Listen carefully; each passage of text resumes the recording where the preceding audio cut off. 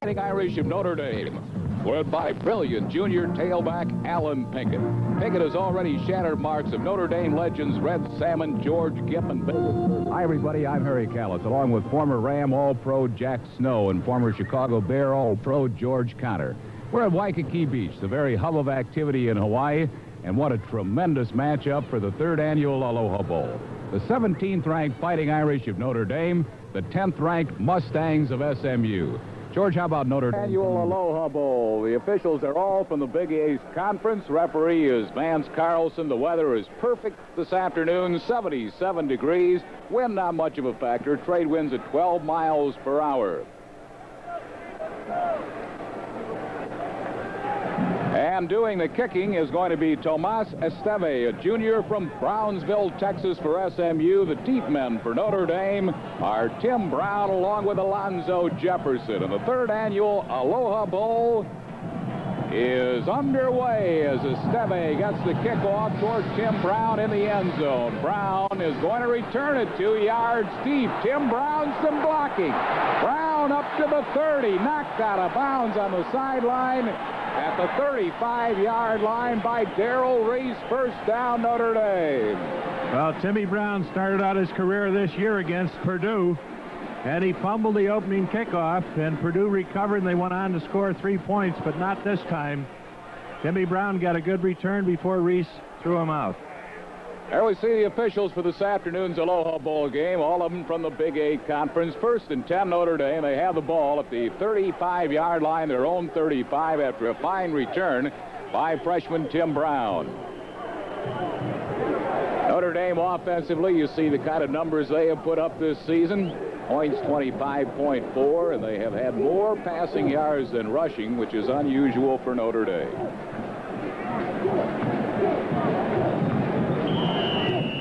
Steve Berline is the sophomore quarterback for the Fighting Irish. Chris Smith and Alan Pinkett are the running backs behind Berline.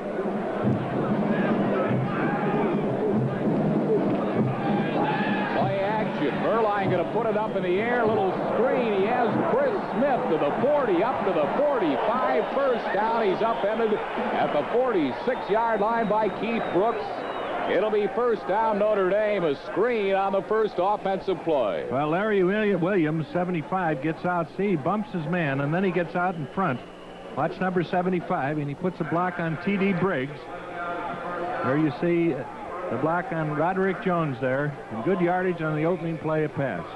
1st and 10, Notre Dame. They have it at their own 46-yard line. Berline calls the signals for the Irish. 7 and 4. Alan Pinkett, his first carry. Gets a couple, and that's about all to the 48-yard line. Alan Pinkett was the ball carrier. Not a whole lot of running room.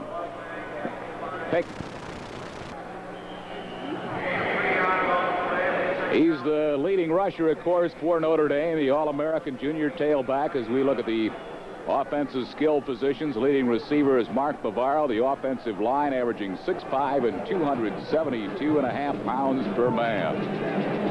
It'll be a 2nd down and 7 call. Give Pinkett 3 yards. The ball at the 49, their own 49. Alan Pinkett trying to get outside. Does inside SMU territory to the 45 of SMU before Keith Brooks makes the hit.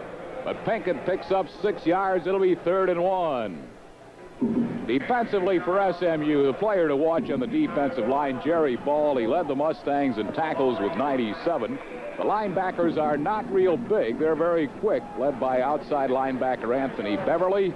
And the defensive secondary also has great quickness. 3rd down and 1 call facing Berline. They have the ball at the SMU 45-yard line. They'll operate from the power I as Mark Brooks is coming in an extra fullback. Alan Pinkett, first down and then some. Inside the Mustang 40 to the 38-yard line of SMU. Finally dragged down by nose guard Jerry Ball. And Alan Pinkett ran right behind his 2 big fullbacks, Chris Brown and Mark Brooks. And they got a good block on Roderick Jones, who is only 6 foot, 164. They got him to the outside right there. And Pinkett picked up the yardage for the first down. Shows you Jerry Ball's lateral pursuit. The nose guard made upfield. First and 10 at the 38-yard line of SMU. Pass to Joe Howard, in and out of his grasp, defending on the play, Reggie Phillips for SMU. It'll be second down and 10, Notre Dame. They have it at the Mustang 38-yard line. We're in the first quarter. 12:44 remaining to be played in the first quarter. 0-0. Notre Dame taking the opening kickoff, and they have moved it to the Mustang 38-yard line. Harry, we're talking about the defense for SMU. They play what we call a 34 defense. That's 3 down linemen and 4 linebackers. Ball is very active in there. The object of the down lineman is to keep the offensive lineman from getting to the linebackers. Keep them free there in the middle. Let them go back and forth, side to side, and make a lot of tackles. Second down and 10 call for Burline. Hand off Pinkett, a gaping hole. Allen Pinkett inside the 30 to the 28. He's very close to a first down. He was finally brought down by T.D. Briggs along with Tim Green.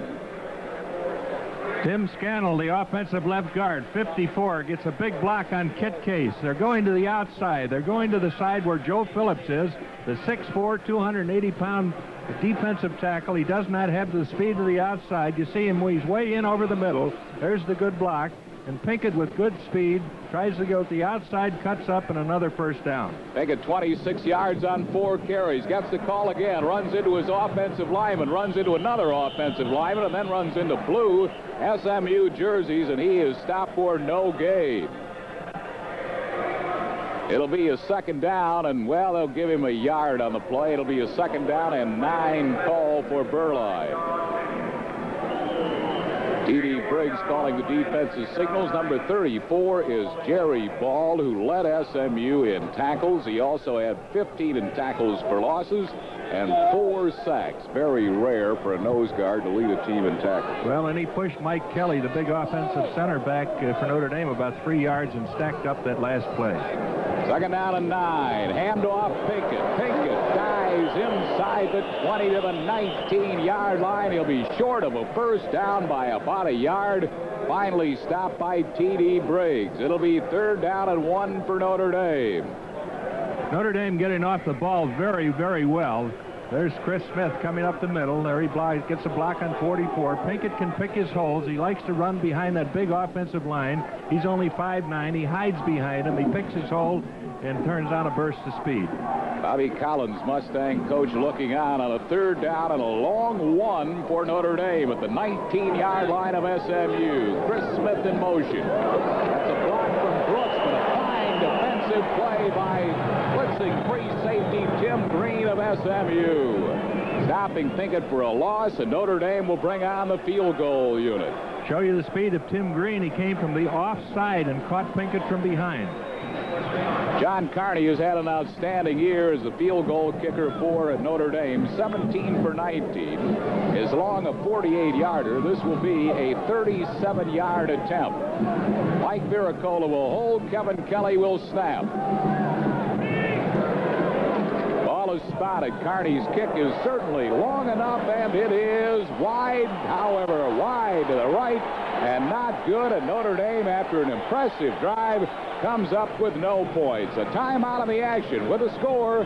Notre Dame nothing, SMU nothing. We'll be back right after this. Quarter, nothing. Notre Dame's drive halted as Carney misses a 37-yard field goal. SMU offensively, you see their numbers. Their quarterback is Don King, junior All-Southwest Conference selection. King's going to put it in the air on the very first down. Wide open up the middle to the 30, stumbling to the 40-yard line.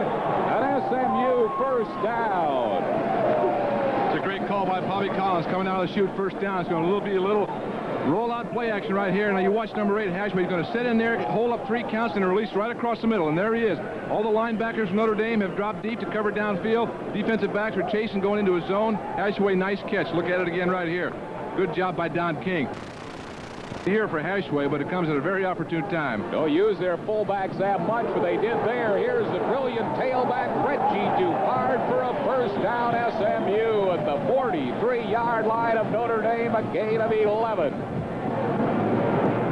Reggie Dupard. There you see the backs and receivers for SMU. Reggie Dupard, of course, is their leader. He rushed for 1,160 yards and 16 rushing touchdowns. The line is as big as Notre Dame, 6'5", 272 they average. It'll be 1st and 10 SMU at the 43-yard line. Here's Dupart again, and Dupart is stacked up by the outside linebacker, Robert Banks. There you see the defense led by Mike Gann, fine defensive lineman for Notre Dame. Linebackers, Mike Kovaleski, the leading tackler, and Mike Larkin, a big play man. And the defensive secondary led by Tri-Captain Joe Johnson. Reggie Dupart on the last carry had to leave the game. He left limping. Might be a factor as we look at Jerry Faust. Jeff Atkins, part of the dual tailback system, taking his place. King rolling out, looking upfield, way over the head of his intended receiver. His intended receiver was Marquise Pleasant, the split end of sophomore. It'll be 3rd down and an 8 call for SMU at the Notre Dame 43-yard line. 41-yard line. Look at Jim Higgins right there, Harry. He's going over the offensive line, some adjustments on how to handle those linebackers because of their quickness.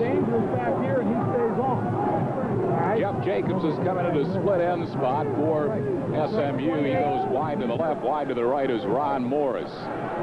Hashaway and Atkins are the running backs for SMU on a 3rd down and 9 call. Play action. A lot of times. Screen to Atkins.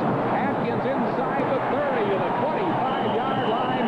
1st down SMU. A well-devised screen by the Mustang. Another great call by Bobby Collins. He's going to take advantage of that big rush of Notre Dame front four. They're down linemen. Watch it right here. You're going to take a little fake to the fullback in there. You're going to drop back, concentrate. Now watch the line move to your left right there. You're going to see 51. It's going to get a great block. Also number 67 in there, Andrew Campbell. That big 32, Jeff Atkins just sets right under behind him, heads up field, gets those shoulders going north and south. Good running, good play call. Finally brought down at the 25-yard line of Notre Dame. 1st and 10 SMU. Here's a pitch back to Atkins, stopped in his tracks by Pat Ballage at the 21-yard line after a pickup of around 4 by Jeff Atkins, the sophomore tailback. Well, Ballage played off his blocker very well. He kept him under control and came up and made a good tackle on Atkins.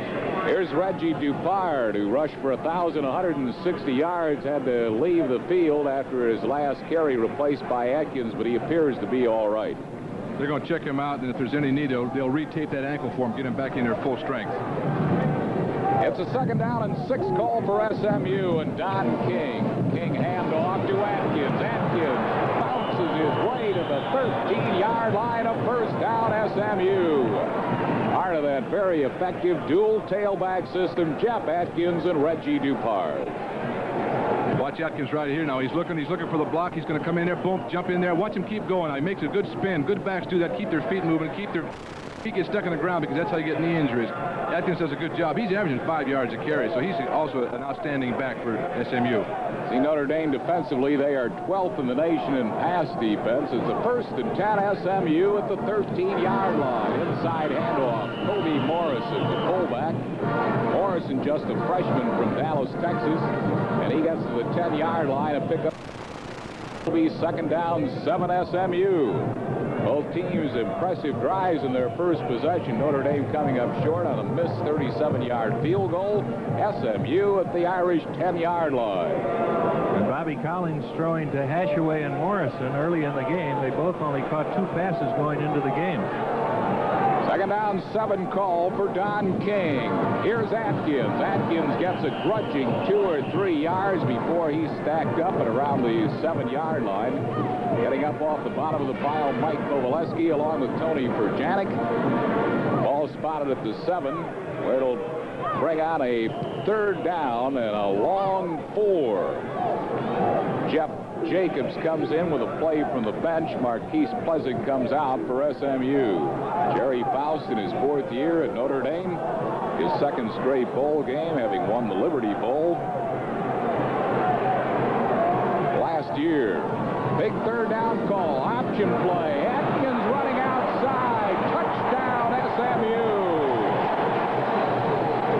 A pitch back from Don King to Jeff Atkins who have 6 rushing touchdowns during the season. Atkins, a sophomore from Fort Worth, Texas. You watch Don King right here. Now, this is what he does so well. It's the option. Come down, draw the defensive man in. Now, what happens? He's a good block here from 88 Albert Reese. That's the key when you run that option. You got to get a good block on that defensive end, force that linebacker to cover the quarterback, and then pitch that ball out to your tailback. Great execution. Excuse me, Harry. That's great execution by SMU. Randy Brownlee will attempt the extra point. Dodge Carter to hold. Snap is good. The kick is in the air, and it is good. And SMU has scored first in the 3rd annual Aloha Bowl. There's a timeout of the action with the score. SMU 7, Notre Dame nothing. We'll be back right after this.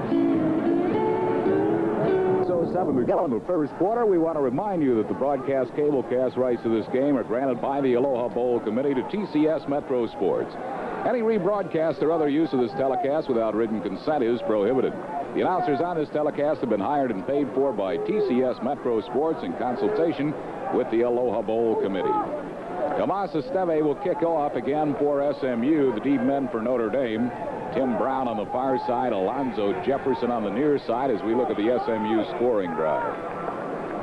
We got 78 yards, 10 plays, 4 minutes. That's good ball control. They started the game off with the pass like we thought they would, or like Collins had talked about, but what got him in the end zone? That option. Option play got him in the end zone. They use their fullbacks. That's right, exactly. They use those. Great job, great game plan so far for SMU. There's Alonzo Jefferson, one of the deep men for Notre Dame. Timmy Brown, the other one. And Tomas Esteve to kick off. Report on Reggie Dupart, who had to leave the game. He has a slightly sprained left ankle. He is expected to return to the game. With that dual tailback system of SMU, you really don't miss too much when one of them leaves the game, as Jeff Atkins so aptly displayed in the first SMU drive. 7-0 Mustangs.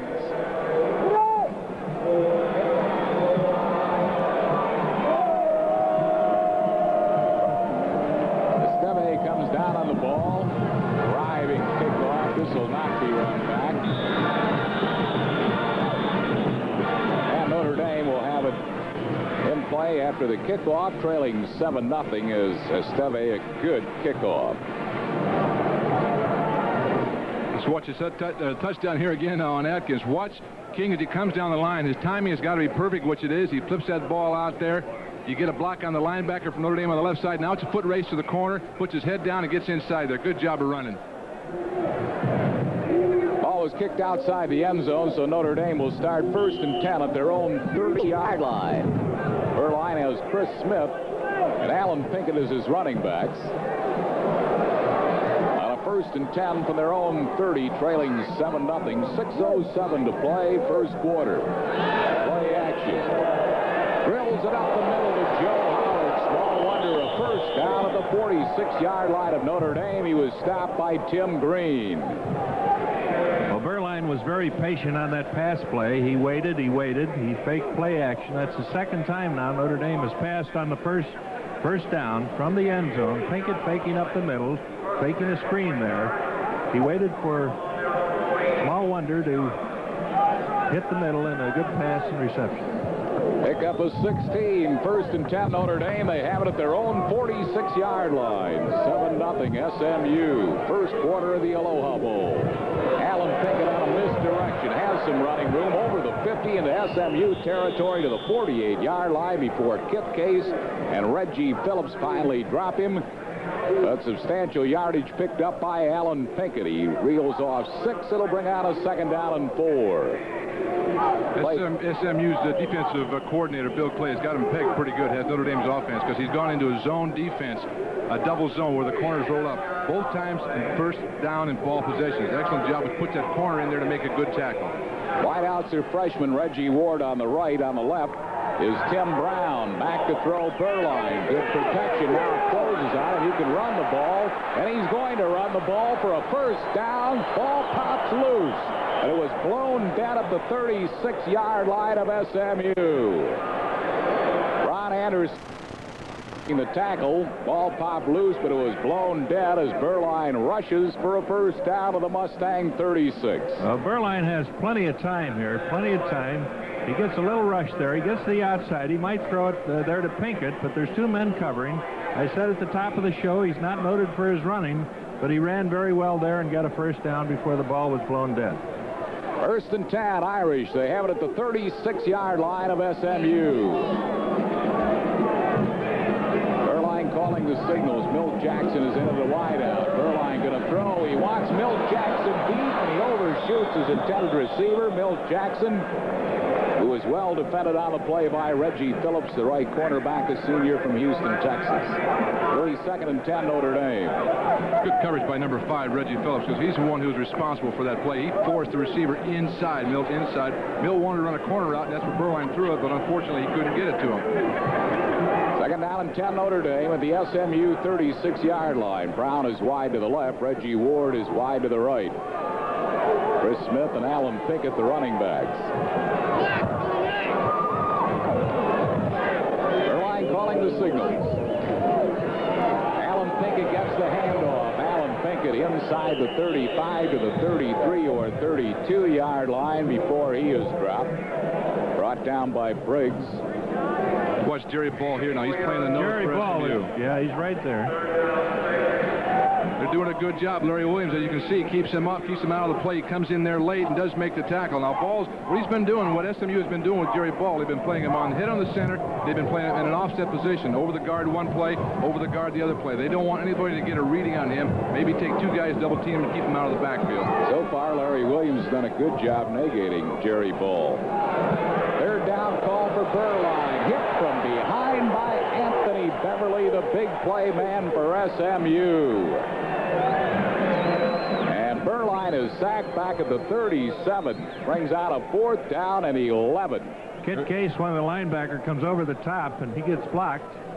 But then Anthony Beverly leads the team in tackles with 6. He comes from the outside and behind and sacks Berline. Mike Viricola will be called in to punt. He's a senior from Dallas, Texas. Viricola, grad student at Notre Dame.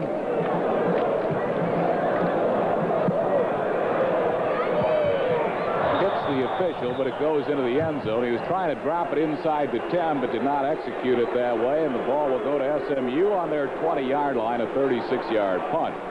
There's a timeout in the action at the Aloha Bowl with the score, SMU 7, Notre Dame nothing. We'll be back right after this.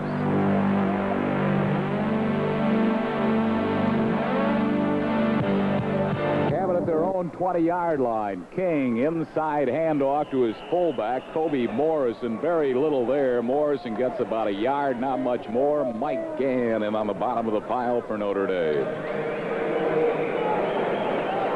Morrison is only a freshman, 5'11", 203 pounds, out of Dallas, Texas. There are a lot of Dallas players, 23 of them on Bobby Collins' squad, including 11 from Highland Park High School.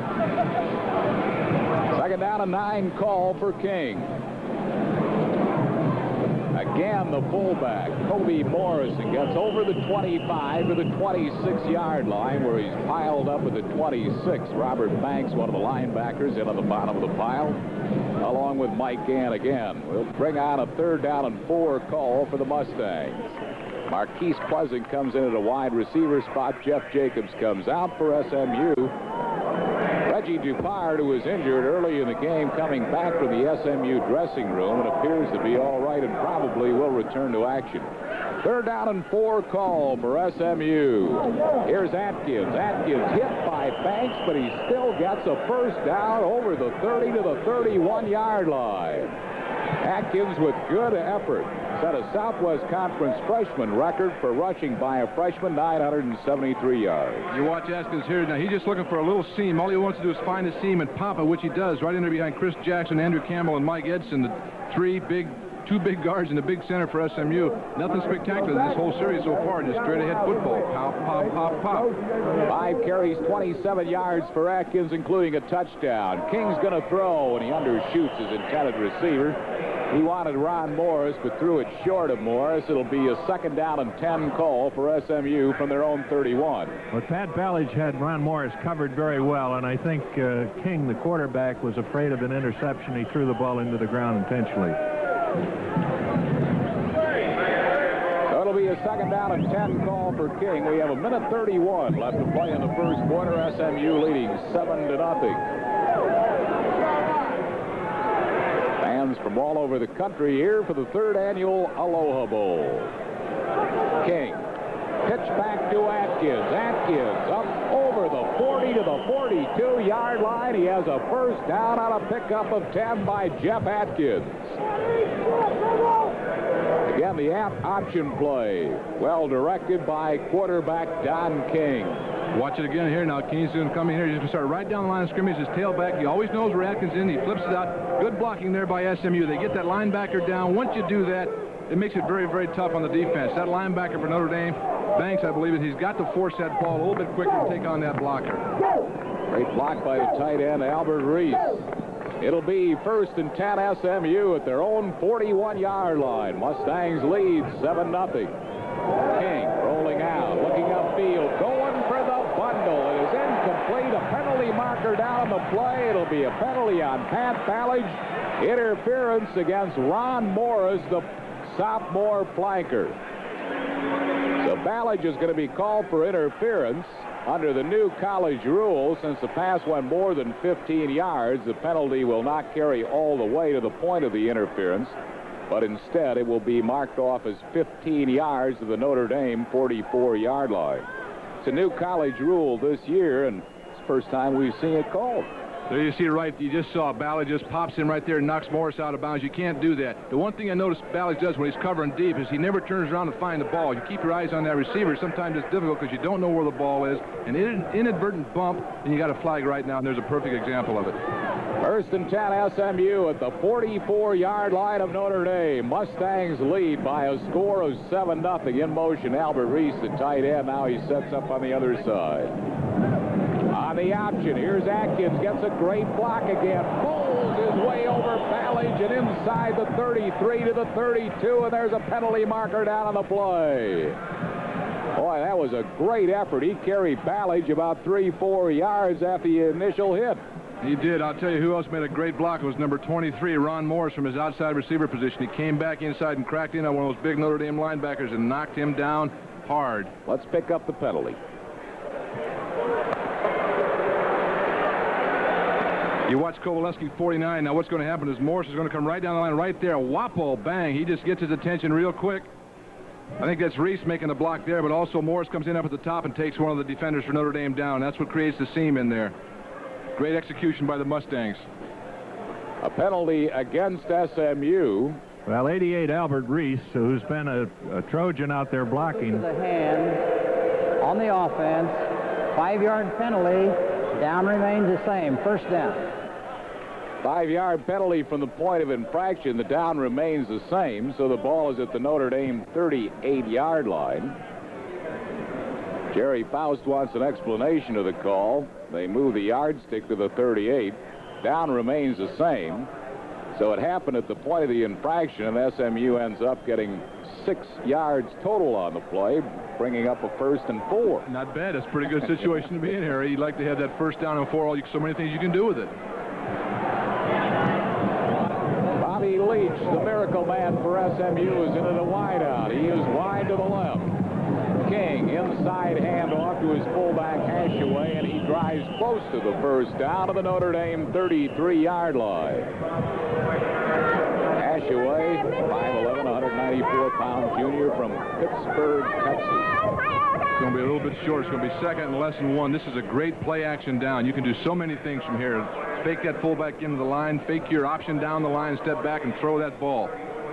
Bring in Ron Morris, who averages 20 5/10 yards per catch at a wideout spot. 3rd in career yardage at SMU, behind only Emmanuel Tolbert and Jerry Lamias. They're going to go for the 1st down, and they get it easily on the inside handoff to the Notre Dame 32-yard line. That'll be 1st and 10 SMU at the Irish 32. The Mustangs lead 7-0 with seconds remaining in the first quarter at the 3rd annual Aloha Bowl. 10th ranked, the Mustangs of SMU. 17th rated, the Irish of Notre Dame. SMU is going to let the clock run down to end the first quarter, and they'll start 1st and 10 when the second quarter begins from the Notre Dame 31.5-yard line. So that's the end of the first quarter of action at the 3rd annual Aloha Bowl. The score, SMU 7, Notre Dame nothing. We'll be back right after this. Notre Dame 7-0. Harry Callis with George Connor and Jack Snow. It'll be 1st and 10 for SMU at the Irish 31 as we look at the yards gained in the first quarter. The Mustangs 117, Notre Dame 77. Here's the option play. There's Atkins, and Atkins has just set an Aloha Bowl record already in the game for most yards rushing in the Aloha Bowl. It was previously held by Jock Robinson of Washington in 1982. Atkins reeling off 8 yards on this option play. Watch it again here. Now here he comes down the line with the option. The key here at 23, Ron Morris outside, blocks on Ballage, and it allows Atkins to jump up inside the hole. That's tough. Notre Dame's got to do a better job of forcing that, getting rid of the ball, and coming up quicker to stop that pitch. Atkins with an Aloha Bowl record gets the call again, and Atkins runs outside. He's dropped to the 21, but he appears to have the necessary 2 yards for the first down. Reggie Dupart injured early. Yeah, Mike Gann playing the whole game. Notre Dame substituting on defense. Watch him play off a blocker. He's strong. He comes back in, but he's taken to the outside. He gets into the tackle. Along with Rick DiBernardo. It's a 1st and 10, however, for SMU. They have it at the Notre Dame 21-yard line. Pleasant is wide to the left, and wide to the right is David Adamson, a sophomore from Dallas. 1st and 10 Mustangs at the 21 of Notre Dame. There was a little movement. Here's a pitch back and a juggle by Atkins. He wisely covers the ball at the 29-yard line, but a loss on the play of 8 yards. Gary, I think he just lost the Hula Bowl rushing record. Let's watch it. Aloha Bowl, I'm sorry. Let's watch it right here. He's now watching the ball all the way, and he never gets the handle. He has it there, but he never has control of the ball. Big pursuit. Here comes Gann, big 78 coming in. He's going to pounce on him. Smart thing, though, that Atkins does. He does fall on the ball. Don't try to pick it up. I think it was a bad pitch, Jack. It didn't look like it was into the hands there. Wasn't too bad, George. What happened, though, is that you get so used to taking that pitch from your quarterback as you wind up taking it without really looking at it or honing in on it. And I think that's what happened that time. Atkins really didn't hone in on it. Second down, 18 for SMU at the 29-yard line of Notre Dame. Back to throw King. Lofts it way over the head of Atkins, his intended receiver. And it'll be a 3rd down and 19 for the Mustangs. Well, Eric Dorsey's in there at nose guard, and he played off. He was looking for the back coming out of the backfield, Atkins, and he had him covered. King passing there, you see his season stats in the Aloha Bowl. He's 3 for 5 for 40 yards. SMU leading 7-0, 13:08 to play in the first half on a 3rd down and 19, or rather 18 call for Don King. Straight back again, has some time, over the middle, wide open as Ron Moore is inside the 10 to the 9-yard line. It's 1st down and goal, SMU. It's a great pitch and catch, great route, nice throw. Notre Dame was in a zone defense, nothing spectacular. There's Ron Moore's 23. You're going to see Steve Lawrence, who's playing free safety for Notre Dame, number 23. He's deep in the hole. Morris is going to come from the right side of your screen. There's a big vacancy right in there. It's a good pass by King, who lays it over the linebackers and in front of the secondary. 1st down, goal to go, SMU. The Mustangs leading 7-0, and they operate from the power I. On the option play, what a bone-jarring hit. It's covered by Atkins, but he's thrown for a big loss back at the 17-yard line as King was really rocked before he could pitch back to Atkins. That was Robert Banks, the linebacker, came in there. King started to go one way, came the other, but Banks was charging all the time. A fumble, but Atkins covers it and tackled for a loss. Tackled by Steve Lawrence, a sophomore from Ypsilanti, Michigan. Well, you see King, he didn't know what hit him. That's the best that they have played that option so far today. You know, Robert Banks was there to force it, and Joe Johnson, 27, was right up there into the backfield, a strong safety. That's what you have to do to shut it down. 2nd down and goal now from the 17 for SMU. Movement on the line. Flags down all over the place. We'll see if it was Notre Dame jumping off or whether they were pulled off by motion. or movement on the offensive line of SMU. Number 61, Chris Jackson, senior. He's a little upset, Harry. He thinks they may have called the offensive line for SMU for something illegal, a little movement, a little interior movement. But they did not. Instead, they're going to call it against Notre Dame. Offside's going to move the ball to the 12-yard line where the down will go over. It'll be second down and goal from the Irish 12. 25-yard line. He's just going crazy. Jerry Faust thought the officials had changed their mind on the call. On the defense, contact. Second down. 7-0 SMU. Is that a Cabbage Patch doll, Greg? I'm not sure. I have two or boys. A replica of a Cabbage. That's a Cabbage Patch doll, yes. I know you have two dolls, but I mean two boys, but I thought you collected dolls here.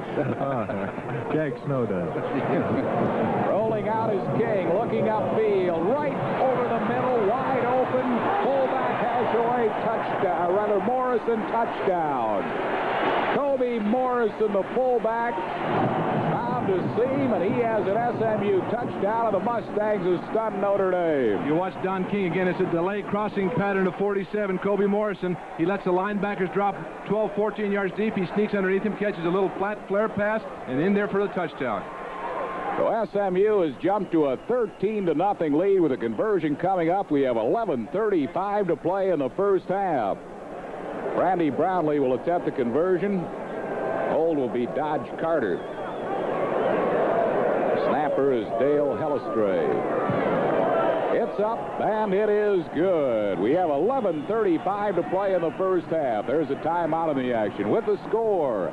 SMU 14, Notre Dame nothing. We'll be back. Alonzo Jefferson, that's Jefferson number 3, are the deep men. Now Randy Brownlee is going to kick off, and not Esteve. This is Brownlee. Brownlee gets the kick away. Tim Brown a couple of yards deep in the end zone. He'll try to bring it out again. Tim Brown, some running room. The freshman has only one man between him and the goal line. Tackled by that one man at the 47-yard line. And that one man was Frankie Thomas. He's an exciting kickoff returner. He took the opening kickoff and ran it back to the 35-yard line. He had it deep in the end zone here. He starts out to the left, and then he takes the defensive covering team down there, and then he makes a cut. He sees an opening there. There's a shoestring tackle who was missed. Had one man to beat, Frankie Thomas, but he played him off and made a sure tackle. First and 10, Notre Dame. They have it at the SMU 47-yard line. Good field position, trailing 14-0. Alan Pinkett, the lone running back, gets the handoff. Pinkett trying to get to the short side of the field. Gets inside the 45 to about the 43. A gain of 3. Anthony Pepperly, the tackle. Look at that scoring drive. 80 yards, 14 plays, another 6 minutes and 20 seconds. That's almost 11 minutes in their 2 scoring drives. Kingdom Morrison, 12-yard touchdown. Let's watch Timmy Brown again. He sets up his defenders. Watch him cut back. He makes the cut right there.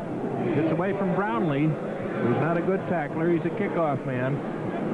And Frankie Thomas was there to make the tackle. Touchdown-saving tackle for Thomas. It'll be second down and 7, Notre Dame at the 43 of SMU. Gaping hole for Alan Pinkett. He's upended at the 32-yard line by Tim Green. On a first down, Notre Dame inside the 35 to the 32 of SMU.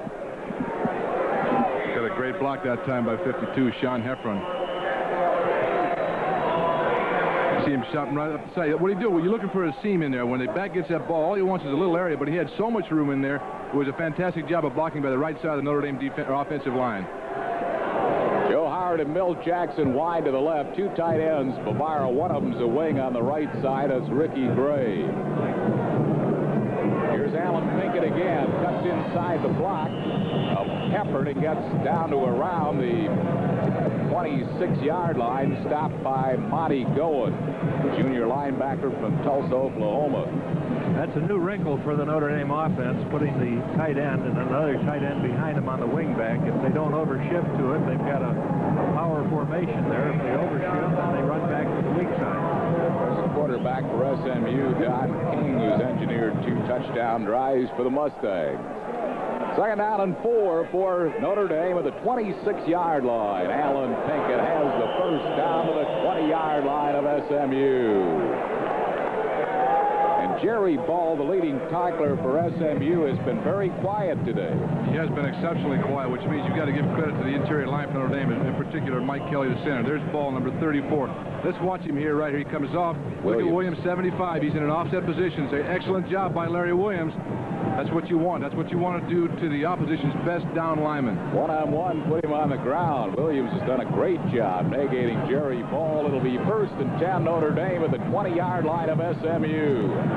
Erline, quick pass, incomplete. It was intended for Milt Jackson. He was covered on the play by Roderick Jones. It'll be 2nd down and 10 Notre Dame at the 20-yard line of SMU. Notre Dame has moved the ball well, 20 to 20, but they have not been able to get any points on the board. Exactly right. In key situations, as we look at Bobby Collins, now we're looking at Berline. Berline should have made that pass. The only difficulty about that is when you roll out to your left and you're a right-handed quarterback, it's extremely difficult to throw on the move. It's very, very difficult. Berline had 140 completions this season, 3rd best in Notre Dame history. It's a 2nd down and 10 call for Notre Dame. And off to Pinkett, gets a block from Williams. Pinkett gets down to the 16-yard line before he is abetted at the 16-yard line. And on the bottom of the pile, Joe Phillips along with T.D. Briggs. Notre Dame shunning the pass, going with the run, trying to break Alan Pinkett on a long one. Now they're in 3rd and long. Mark Brooks coming in, Ricky Gray is going out, and Joe Howard comes in with a play from the bench for Jerry Faust on a 3rd down and 6th call for the Irish at the SMU 16-yard line. Alan Pinkett lined up in a slot on the right this time. Berline's going to throw for it, looking upfield, has great time, launch one to the end zone, great catch, touchdown Notre Dame. A great catch by Alan Pinkett, I believe, in the end zone. It was Pinkett, touchdown, Notre Dame. Well, the Irish come right back. They're now trailing 14-6 as we look at it. Well, Berline going on a quick count. He's got plenty of time. He has good blocking. He steps up there and he spots his man. He throws it high enough because the defender was there, and Pinkett goes up and really makes a great catch. That was thrown over Timmy Green from the end zone. Watch Pinkett go high. He's going over Timmy Green, the defender there, and a good touchdown pass. Carney's extra point is up, and it is good. We have 8:26 left to play in the first half. As Notre Dame scoring on a touchdown pass to Alan Pinkett, who had 1 touchdown reception during the regular season. There's a timeout of the action with a score, SMU 14, Notre Dame 7. We'll be back right after this. 14-7, the Irish scoring drive. Yeah, 47 yards, 7 plays. It only took a little under 3 minutes, but a great throw and a great catch. Great reception by Alan Pinkett. Tim Green really had good coverage on him. He was all over him. John Carney will kick off for Notre Dame. Kobe Morrison, Frankie Thomas, Donald Allen, the deep man. This is Kobe Morrison at the goal line. Kobe Morrison has some room up the middle. Finally stopped by Haywood at the 35-yard line of SMU. A good run back by Kobe Morrison. Seen some great kickoff returns. Tim Brown of Notre bowl record with his 53-yard return, and here's Morrison with a good one. Here's the secret to this. Now you get it right up into the wedge. The wedge for SMU does a great job. There's a huge hole there, and here comes Bally's number 40 to come over and make the tackle, along with Haywood number 1. But it's a great run back by 47, Kobe Morrison. Watch it again. See the wedge now? He gets by the first tackler, gets into that wedge. Now it's clear sailing upfield. When you're a defensive man on a kickoff team and you see a big back coming at you like that, you start to wonder why you're playing this game. Mike Haywood, who weighs only 175, stayed with him, rolling out as king, looking upfield. He'll runs out of bounds on the near sideline and around the 38-yard line. A pickup of just 3 by Don King, the quarterback. And it'll bring out a 2nd down and 7. We had 44. We had 44. That's the right call. It might be a little late. I can think that impresses me about Don King is his quickness. He fakes off and then gets to the outside. There's that offense. Notre Dame was running 2 tight ends on the right, and there's your slot to the left. Now what he's doing, the defensive coordinator, he's telling them how we're going to shut that down. They haven't seen that on film or any other time of Notre Dame doing it this year. Second down, 7. Reggie Dupard back in the ball game for SMU. Gets over the 40 to the 42-yard line. A pickup on the play of around 5 or 6 for Reggie Dupard, who had to leave the game with an ankle injury, and he's coming back limping again. It'll be third down and a long 2 for SMU. They have the ball at their own 42-yard line. Mustangs lead 14-7.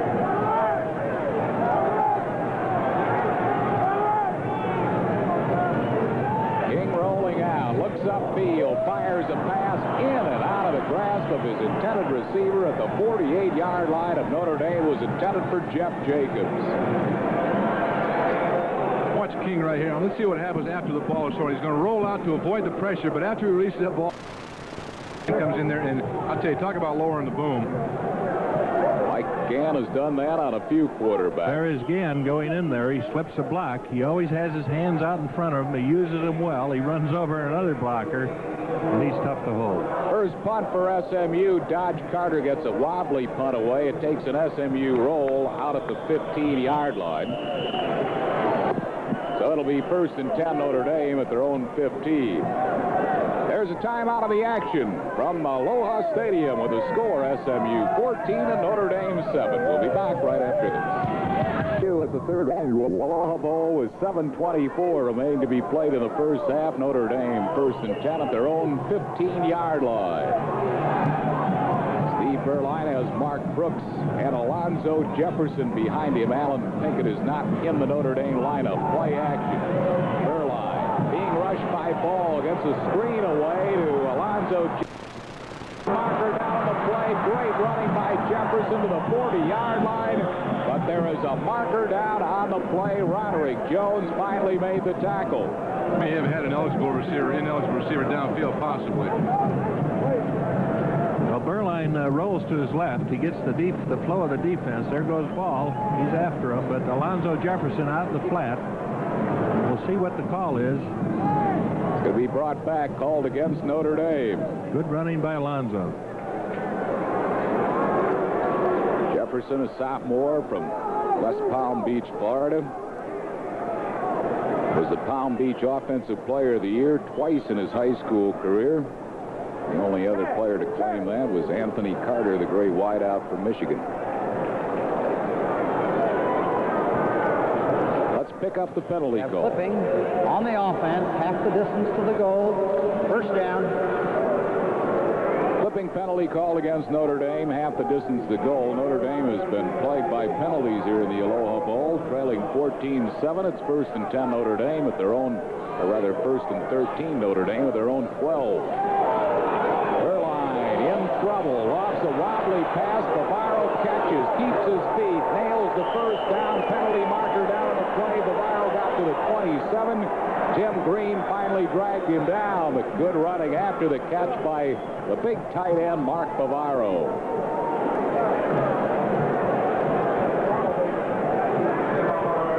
Maybe a late hit, Harry. Might be a late hit on that. Face mask violation called against SMU. Well, Berline did a nice job. He was rushed, as you will see here. There's the rush. He takes a step back, and off balance, he throws it out to Bavaro. Watch Bavaro use his other hand as a pivot wheel. He gets by Reggie Phillips, and then there's the late hit. Face mask right there. By 17.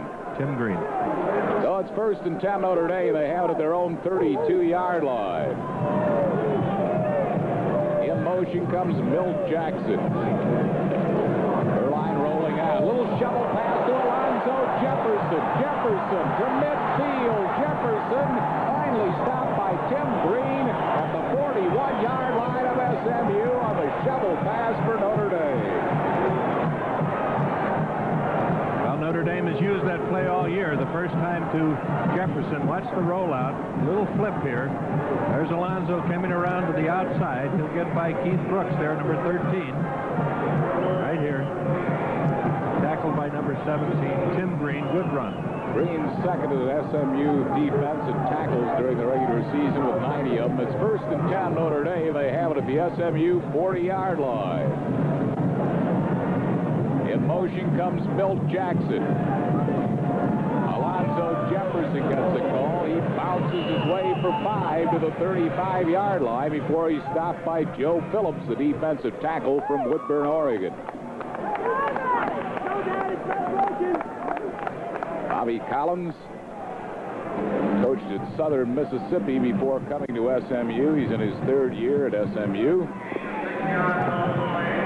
And in the 1980s, he has the 4th best coaching record in all of collegiate football, behind only Lavelle Edwards, Tom Osborne of Nebraska, and Vince Dooley of Georgia. It's a 2nd down and 5 call.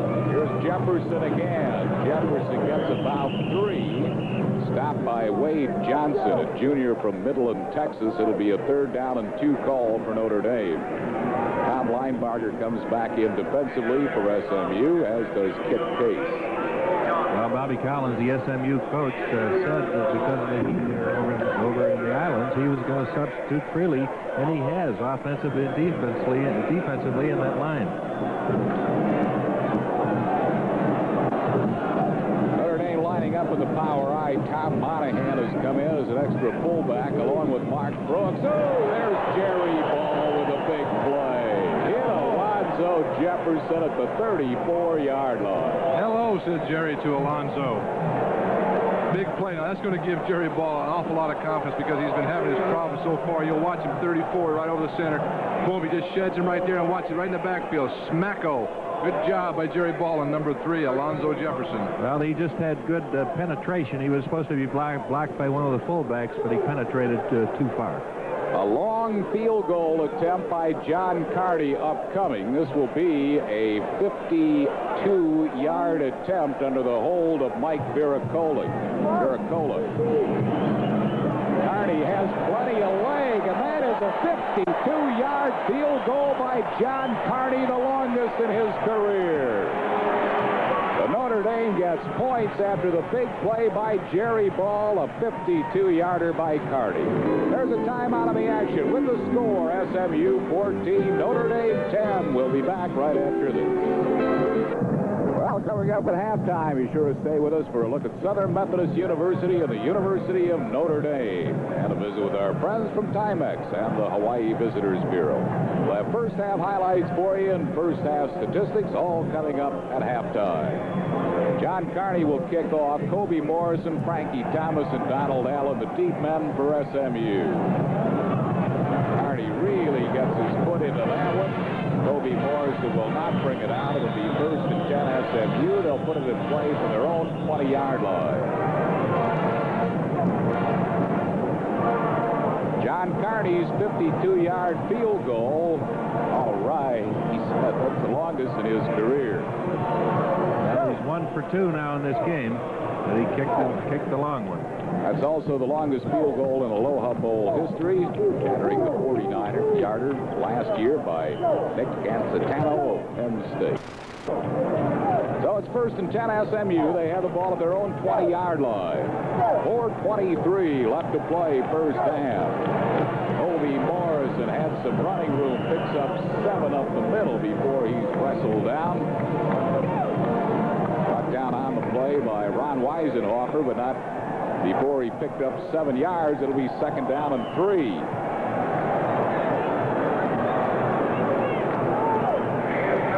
Scoring drive, 51 yards, a little over 3 minutes. 3 passes, 4 rushes, but a great field goal. 51 yards by John Carney. It'll be a 2nd down and 3 call for King. There's a handoff to Atkins, who's over the 30 to the 32-yard line. He has a first down. He was tripped up on the play by Jeff Kuntz, a freshman from Palm Beach Gardens, Florida. But a first down for Atkins at the 32. Atkins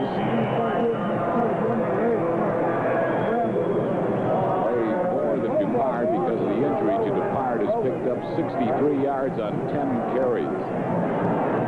First and 10. Mustangs. They have it at their own 32-yard line.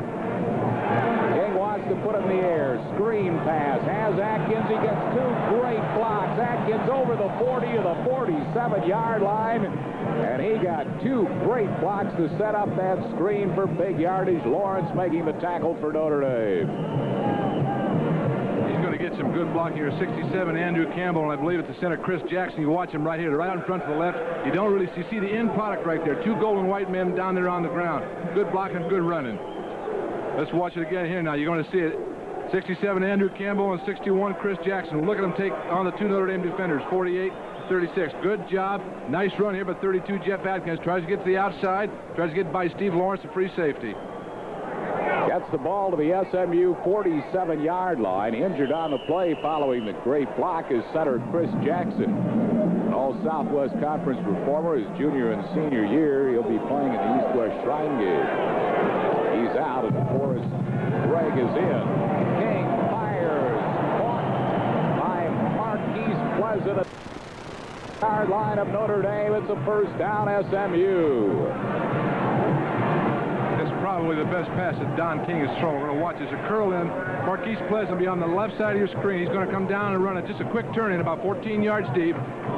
There's King. He lays the ball out there, reads it very well, puts the ball in there real nice, throws it away from number 1, Mike Haywood. The defensive back towards the outside. Good pass, good catch by Marquise Pleasant. Ball at the 36-yard line of Notre Dame. First and 10, SMU.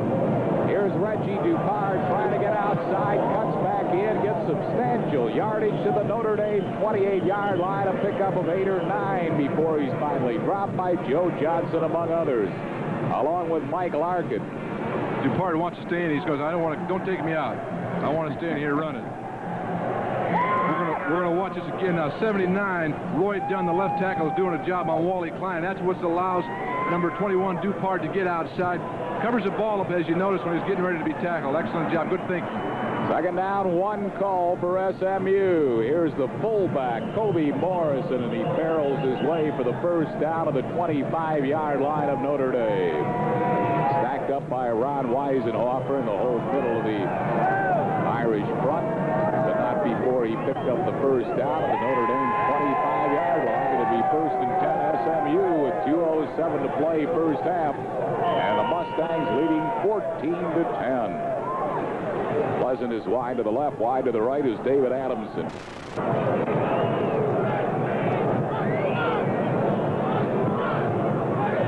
Don King on the option play. Here's Dupart. Dupart picking up just about 2 or 3. He was brought down by Weisenhofer, who's been in on a lot of tackles since being inserted into the Notre Dame defense. Ron is a junior from Oak Lawn, Illinois. Gain of 3 on the play. It'll bring on a second down and 7. And SMU has called timeout to stop the clock with 1:39 left to play in the first half. Bobby Collins thought officials let a few more seconds tick off the clock.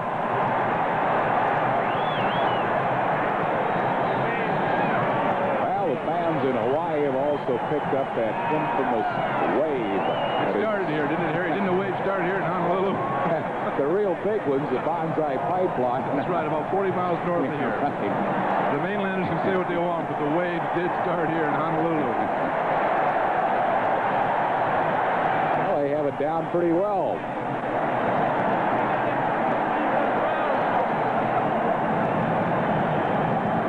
They're going to put 4 seconds back on the clock. That's what Bobby Collins was upset about. Sweeping Aloha Stadium, much as the waves of Waikiki Beach swept George Connor's feet. Absolutely, yes. No question of that. It'll be a second down and 7 call. Well, Notre Dame defensively has been in trouble most of the game. There you see the total yards, 207 for SMU, 184 for Notre Dame. But SMU has been getting that 5, 6, 7 yards, Jack, on that first down. Notre Dame's defending 2nd and 3, 2nd and 1, 2nd and 4. and SMU can run or pass, and Notre Dame can't take any chances. They have to play solid defense, and SMU is really controlling the ball offensively. Almost looks like Notre Dame's linebackers are playing about 5 yards off the line of scrimmage. Well, you get both. You're absolutely correct. But what's happened is that the offensive line tackle, the 5 big men from the Mustangs, they're going right to Notre Dame. They're not smaller than Notre Dame. They're the same size and the same height. But what they're doing is they're teeing off. And that's because SMU depends so much on their running game. They've got such good blocking up front from tackle to tackle. Do an outstanding job. The other thing that impresses me on the SMU running backs, they run diagonally out to the side. Once they get that ball, they head straight up the field, and they're under power and good power. That's right. Run north and south. It'll be a 2nd down and 7 call for SMU. In motion is the tight end, Albert Reese. On the option play, here's Reggie Dupart. Barrels his way over Ballage it down to about the 11-yard line before he is brought down. It'll be 1st and 10 SMU. Good run, another good execution by SMU, and what happens, that strong safety has got to come up and force that. You know, you watch here, watch King again now. He's going to come down line of scrimmage. He's going to flick that ball with his left hand to Dupart. 23, Lawrence, he's got to get in that backfield to make that tackle, because now you put all the emphasis on out here on 40 and Ballage, who just gets run right over by Dupart. Excellent job of running. 1st down 10 SMU at the Notre Dame 11-yard line. Calling the signals. Dupart gets the call again. This time he's corralled behind the line of scrimmage by Griffin and measures a squirt back to the 10. He picked up a yard, but Mike Griffin, a good defensive play for Notre Dame. That's one of the few times that a Notre Dame defender, other than Banks, has gotten in there. That's a credit to that interior line. Craig Jackson, who was the center, went out for a while with Forrest Gregg, number 53, coming in. Forrest going to make his papa very proud of him, Green Bay coach. Campbell, the left guard, Roy Dunn, the left tackle, Mike Edson, Dale Hellstray, the right side. And let's not forget Albert Reese, the big tight end, number 88, because a lot of that option starts with his down block on the defensive line on Mike Gann and Wally Klein. Jack, you saw that graphic about Reggie Dupart averaging 9 call for the Mustangs. They have the ball just inside the Notre Dame 10-yard line. Minute 27, plenty of time for SMU, leading 14-10.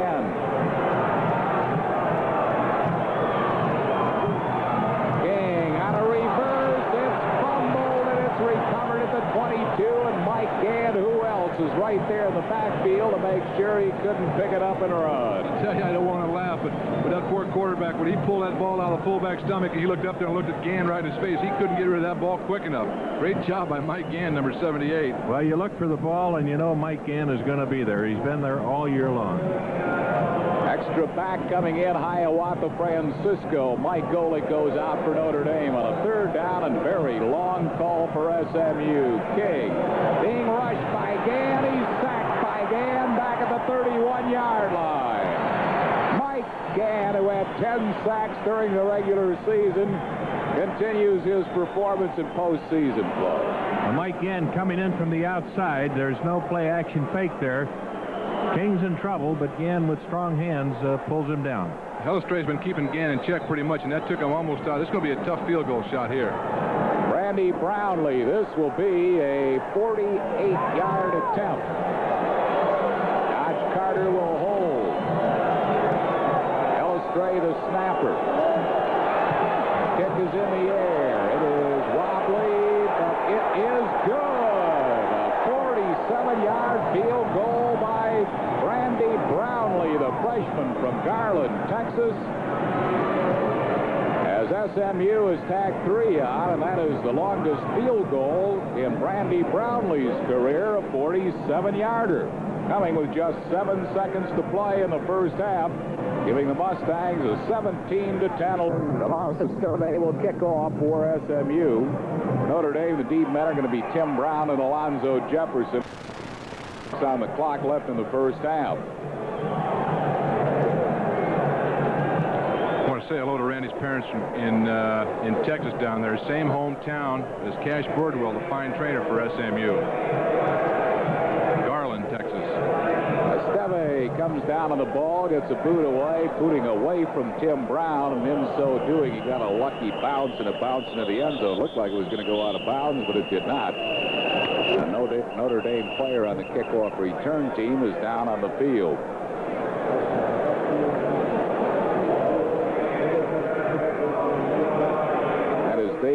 McGuffey.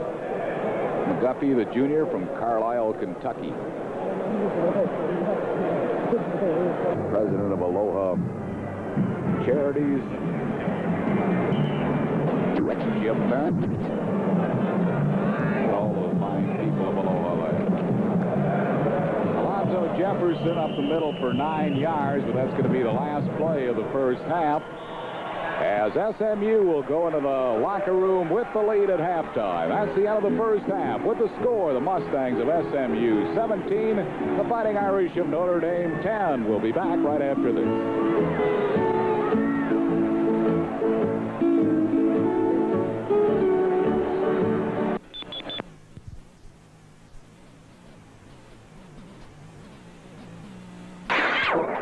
John Carney will kick off for Notre Dame. The deep men for SMU to start the second half. Kobe Morrison, Frankie Thomas, and Donald Allen.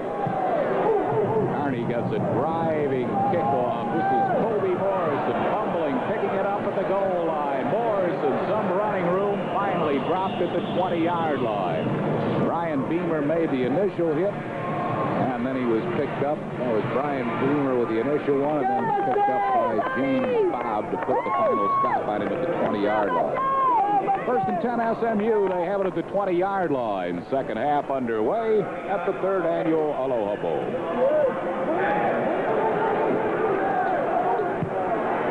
Welcome to our viewers watching on ESPN throughout the country. First and 10 SMU at the 20. Here's an inside handoff to Dupard, and he gets 6 up to the 26-yard line. Stopped by Mike Kovaleski, but not until Reggie Dupard picked up 6 more yards. This is going to be an interesting quarter. SMU has outscored their opponents by 34 points in the third quarter, whereas Notre Dame has been outscored by 2 with their opponents.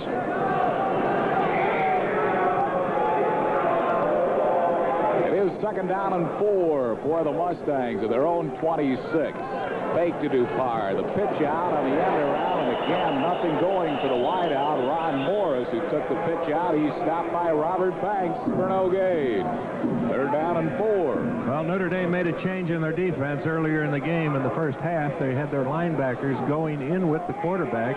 This time, they had them out taking the pitch man, and Banks was there.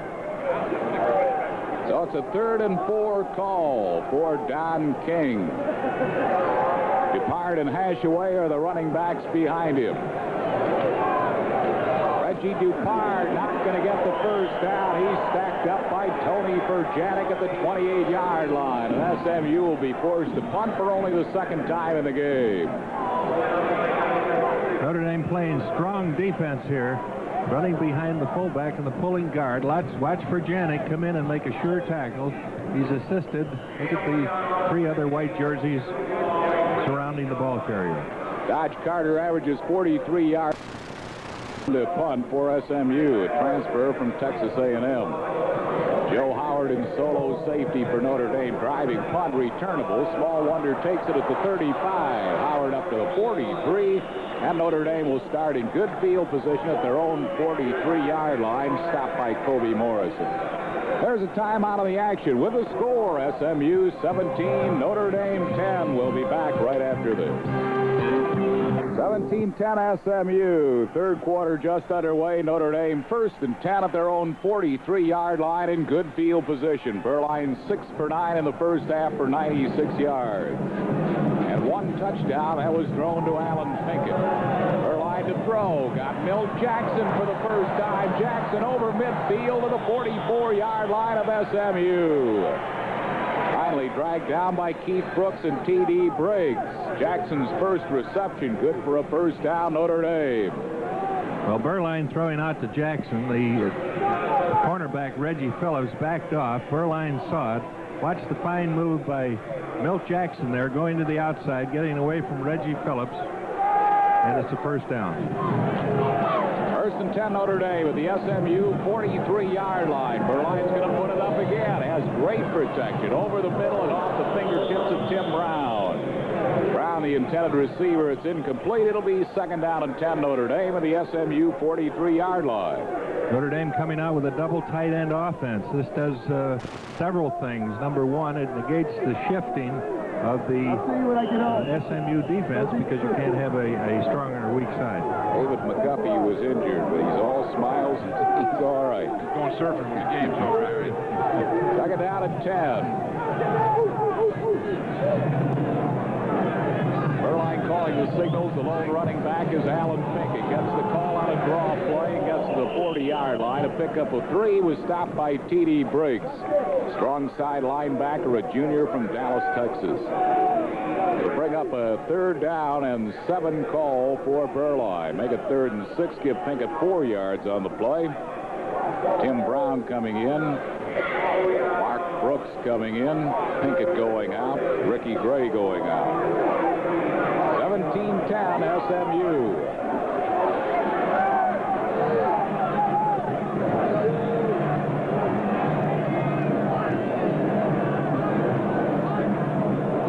Joe Howard was lined up as a running back. They get the screen away, incomplete. It was intended for Mark Brooks. It is incomplete. And a hard rush put on by SMU as they brought the all-out blitz. Well, Pinkett, Berline here is running hard. He's got to throw it a little bit earlier than he wants to and throw it a little bit harder. Brooks is there. He's a little off balance trying to catch it, as you can see. And the ball was down around his knees, and he missed it. Good pass rush, so by 97 Tom Linebarger and Kid Case of SMU. They had a linebacker blitz on that, and they got in there right in Berline's face in a minute. Excellent job by the 2 SMU defenders. Mike Viricola to punt. The deep man is Andrew Livingston for SMU. Livingston fakes the fair catch, and Viricola drops it inside the 5-yard line. It's down by John McCabe at the 2-yard line, where SMU will take over. 1st and 10 at their own 2-yard line. Interesting concept by Viricola. Normally down there you see what you call a pooch kick, where you try to just pop it down there and let him surround it, but a pooch. But what he did on that one was excellent. He will hang the ball and let his punt team get down and surround it, so when it does come down, they'll keep it from going in the end zone. Good execution on that one.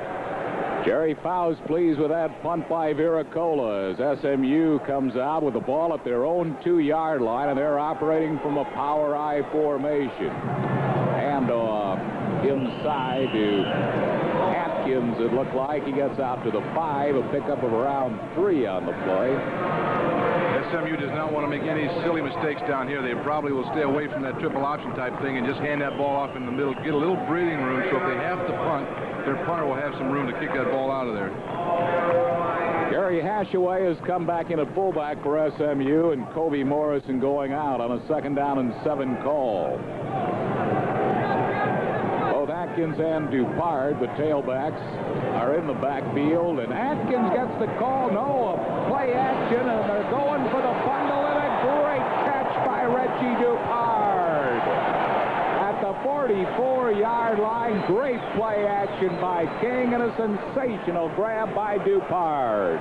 It's a great catch. That's a great call. That's a gutsy call down in that area right when you're on the 4-yard line, but let's look at it here. Dupard, who's off the left, you don't see him. He fakes it here to number 32, Atkins. Pulls back. In the meantime, Dupard is heading up to the far sidelines. Now watch this ball. It's a perfect pass.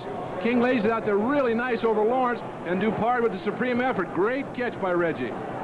Ball at the 44-yard line of SMU. 1st and 10 on the option. King keeps, and King gets about 1, and that's all. He's stacked up around the 45 or 46-yard line.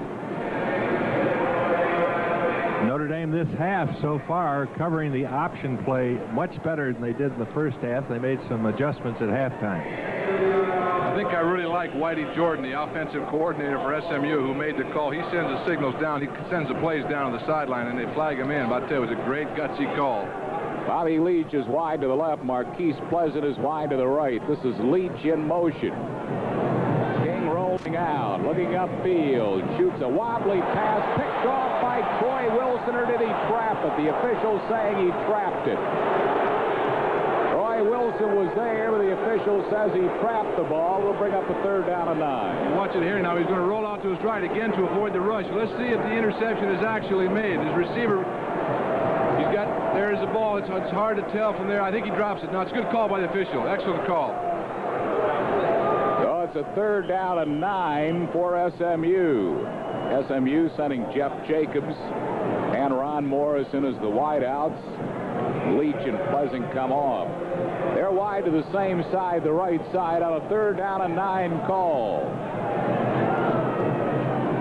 King straight back, being rushed, gets it away, way over the head of the intended receiver, who was Ron Morris. Again, it was Mike Gann putting heat on King. It'll bring out a 4th down in the punting situation as Dodge Carter will come in to punt. There's Don King, number 2. He felt the pressure on that and just wanted to get rid of it, threw it downfield. Smart move, get rid of it, throw it over everybody's head so nobody can intercept it. Dale Hellestray will do the snapping. He'll be playing in the East-West Shrine Game in the Japan Bowl, an all-Southwest Conference selection. Plays offensive tackle as well as snapper for SMU. That's a low returnable punt. Joe Howard at the 20-yard line gets a block up over the 30 to the 35-yard line, where Notre Dame will have it in good field position. 1st and 10 at their own 35. Not much hang time, and Dodge Carter's punts. There's a timeout of the action with the score. SMU 17, Notre Dame 10. We'll be back right after this. SMU leading Notre Dame 17-10. 10:01 remaining to be played in the 3rd quarter. Notre Dame will have it 1st and 10 at their own 35-yard line. Berline calling the signals. The lone running back is Alan Pinkett. Berline laterals back shakily to Pinkett, who runs out of bounds after a pickup of about 2 yards as he juggled the pitch back. Tim Green was right there to force Pinkett out of bounds. Notre Dame sideline, number 5 is Brandy Wells. Southern Methodist sideline. Receivers coach talking to the wideouts for SMU. It'll be a 2nd down and 8 call. For Notre Dame, they have it at their own 37-yard line. Here's Pinkett on an inside dive play, and he gets over the 40 to the 41-yard line. A pickup of about 4, brings up a 3rd down and 4. Kit Case comes back in defensively for SMU.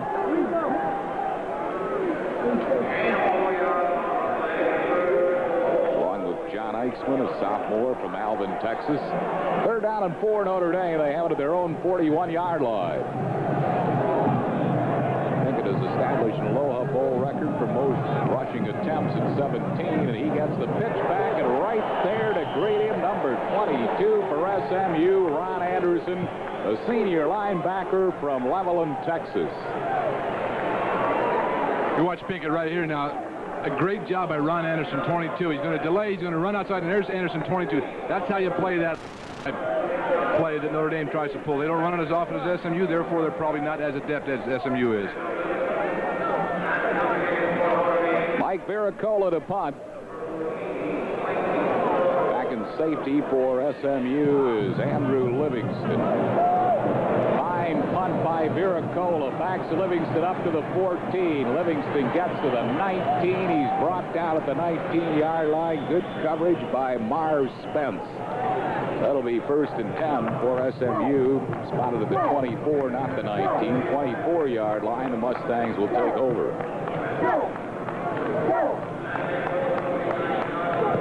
51-yard punt, an 8-yard return by Livingston. Last 4 seasons, SMU has been the winningest team in collegiate football, followed by Nebraska, BYU, Clemson, and Georgia. Here's a handoff to Dupard, and he squirms his way up to about the 29 or 30-yard line. A pickup of around 6 by Reggie Dupard. He's a junior, 6 feet tall, 201 pounds, out of New Orleans, Louisiana. All Southwest Conference as a sophomore last year, and this year as a junior. Cedric Figaro, number 48, in as outside left linebacker for the Irish. He's playing out a little wider than the normal linebacker position, and he has good speed to the outside to stop the outside pitch. It'll be 2nd down and 4 for SMU. Here's an inside handoff to the fullback, Gary Hashaway, who picks up the 1st down over the 35 to the 36-yard line. 1st and 10 Mustangs. Hashaway, junior from Pittsburgh, Texas. Watch it from the end zone right here. Not nothing fancy. Just hand that ball right in there. That's the start of the triple option right there. You hand that ball in there. Does a good job of running. He hits, boom. He sticks somebody in there really good. Hurts him in the back. Gary Hashaway, there he is. 5'11", 194-pound junior.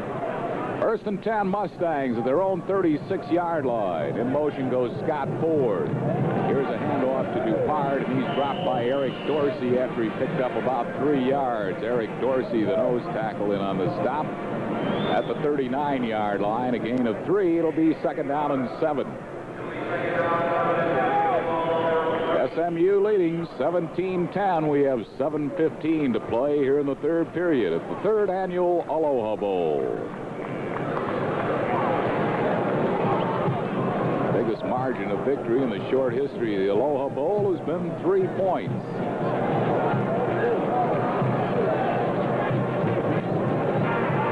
Rolling out is King, being chased by Figueroa, being dropped by Cedric Figueroa at the 30-yard line of SMU. And Harry, that's the subtle change I talked about a few plays ago. Cedric Figueroa, the freshman from Lafayette, Louisiana, with good speed, and he uses it well. You see him get him away from a blocker and force a sack on the quarterback. Third down and 16 now for SMU back at their own 30-yard line. Marquise Pleasant goes wide to the left. A slot on the left is Bobby Leach. King straight back. He's going to go for a long bomb, and it is incomplete and nearly intercepted by Mike Haywood, but they dropped a flag as Marquise Pleasant They're going to call fell Haywood. down. They're going to call Haywood for pass interference, I believe. I don't know the way the Notre Dame players are congratulating one another. I think it's offensive pass interference on Marquise Pleasant. Could be, absolutely. Yeah, I think you're right.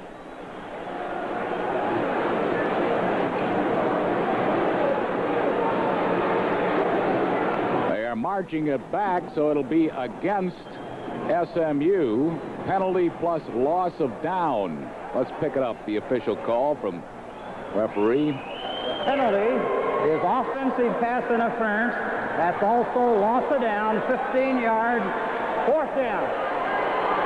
Let's watch it right here now. Let's see if Marquise Pleasant, number 89, when the ball's up here, let's see if he interferes with Haywood, number 1. It's the left of your screen up at the top. I don't know. There may be a slight bump, but I'm not positive about it. Looks like he just trips up over Mike Haywood's feet. A costly penalty, loss of down and yardage. Dodge Carter to boot.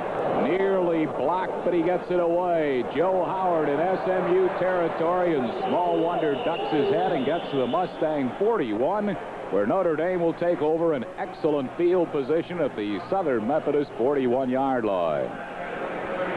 You know what the hang time on that was, Harry? What was it? 2.89. That's not good enough. You got to hang that ball up in the air, get that thing in there for 4.5 seconds to allow your coverage team to get down there. And there's a timeout of the action from the Aloha Bowl. The score: SMU 17. Bobby Collins on the SMU sideline. 6 left in the third quarter. The Mustangs leading by 7, 17-10. Notre Dame in good field position at the SMU 41.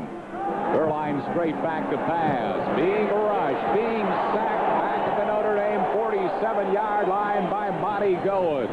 A junior from Tulsa, Oklahoma, walk-on for SMU. Monty's not too big either. He's only going 190-pounder on a 5'10" frame, but you're going to see him from the right side, playing the outside linebacker. He gets up inside the big tackle for Notre Dame.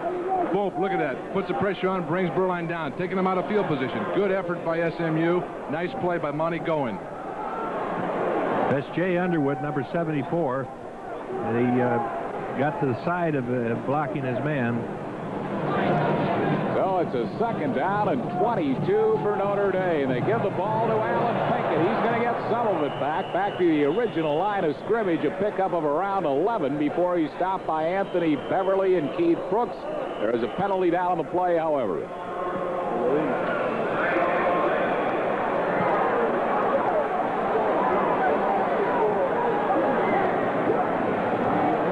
Going to go against SMU. There's a handoff to Pinkett, pulling guard Scannell. And comes up the middle here. We can see it to get the penalty here. See if anybody piles on. That's going to move the ball all the way to the Mustang 26-yard line. A major penalty against SMU. Let's pick it up from referee Vance Carlson. Personal foul on the defense. Push down. Personal foul against SMU. It's 1st and 10 Notre Dame. They have it at the SMU 26-yard line. Didn't see it in there. Didn't see it on the carry. Hard to pick out. Must have been away from the ball. Berline calls the signals out of 1st and 10. He sends Milt Jackson in motion to the right. Alan Pinkett. Not a whole lot there. He gets about 3. Not much up the middle, though. Pick up a 3 by Pinkett. Brings out a 2nd down and 7 call for Notre Dame. Joe Howard comes in with a play from the bench for the Irish, and Tim Brown comes out. It's a nice job of filling that hole by number 54, T.D. Briggs, 6'2", 214-pound junior. Bobby Collins on the SMU sideline. 6 left in the 3rd quarter. The Mustangs leading by 7, 17-10. Notre Dame in good field position at the SMU 41. Berline straight back to pass. Being rushed. Being sacked back at the Notre Dame 47-yard line by Monty Goen. A junior from Tulsa, Oklahoma. Walk-on for SMU. Monty's not too big either. He's only going 190-pounder on a 5'10" frame. But you're going to see him from the right side, playing the outside linebacker. He gets up inside the big tackle for Notre Dame. Boom, look at that. Puts the pressure on, brings Berline down, taking him out of field position. Good effort by SMU. Nice play by Monty Goen. That's Jay Underwood, number 74. He got to the side of blocking his man. So it's a 2nd down and 22 for Notre Dame. They give the ball to Alan Pinkett. He's going to get some of it back to the original line of scrimmage, a pickup of around 11 before he's stopped by Anthony Beverly and Keith Brooks. There is a penalty down on the play, however.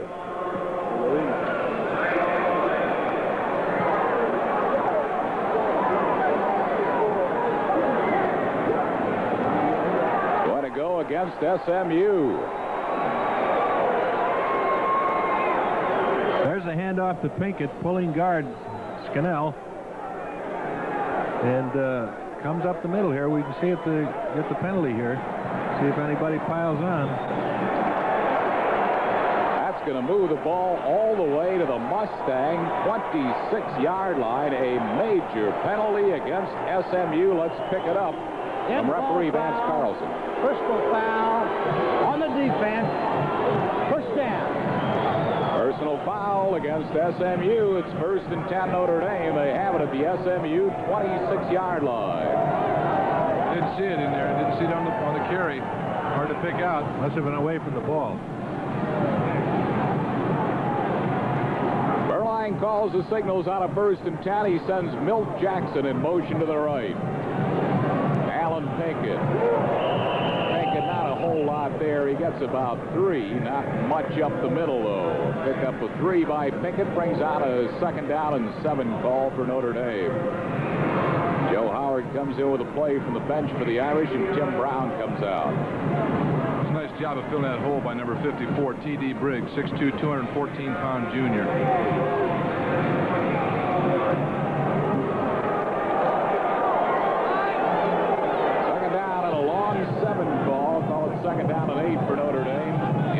The SMU 25-yard line. Here's Pinkett again. He has an opening this time inside the 15 to the 11-yard line. Alan Pinkett, the ball carrier, finally stopped by free safety Tim Green, along with Joe Phillips. Good cross-backing by Tim Scannell and Brooks. There you see Brooks take the outside man, and Pinkett picking his hole, coming up the middle. Makes a good gain on the 1st down to the 10. There, watch it again. See the cross block there. There's Scannell. Pinkett running back, runs into the green.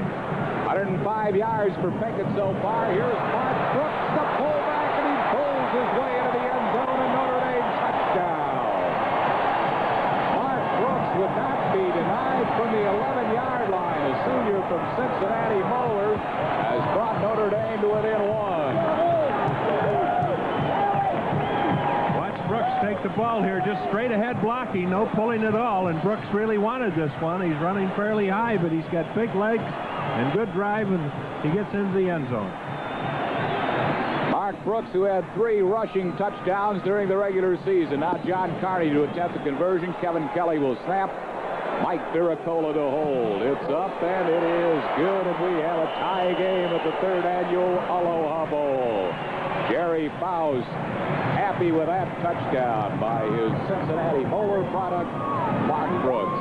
3:50 remaining to be played in the 3rd quarter, and we are tied at 17, as been the case in Aloha Bowl's tight football game. You watch Brooks coming in here right now. What's happening is the interior offensive line of Notre Dame is working over against Jerry Ball. You see Ball right there, 34, just misses. He tries to make the tackle. But here's Brooks' strength. This comes from the waist down. He's got tremendous legs. He just drives on into the end zone. Jack Larry Williams in George, who was a UPI 2nd-team All-American and AP 3rd-team All-American, who will be playing in the Hula Japan Bowl. George, as you know, he was injured much of the first part of the season, but Larry Williams has really come on the 276-pound offensive guard. He really has. He was injured almost all year long, and he couldn't practice during the week. Now, this is really tough on a player because he can't get his timing down. He misses some of the strategy out on the field, and that's where you have to learn it on the field in addition to the classroom work. But once he started to back to practice with the team, he's been great. There's Mark Brooks, who scored the 11-yard touchdown thanks to the good blocking by Larry Williams, among others. Chris Smith has been out since midway through the first half, and he will not return, but Mark Brooks, taking the place of Chris Smith, has performed admirably. We are tied. Carney's kickoff will not be returned, I don't think. It lands in the end zone, so it'll be brought out at the 20-yard line, where SMU will have it 1st and 10 from their own 20. Another good kickoff by Carney, who has more not returned than he has returned when he is kicking off.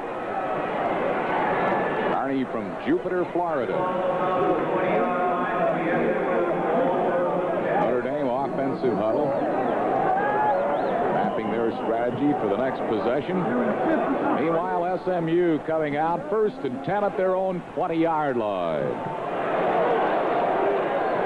Here's Kobe Morrison, the freshman fullback, and he rambles for 7 yards on just a quick opener before he's stopped by Mike Haywood, and Kobe Morrison is shaken up on the play. He's getting up slowly, as is Dale Hellestrae, the fine offensive tackle for SMU.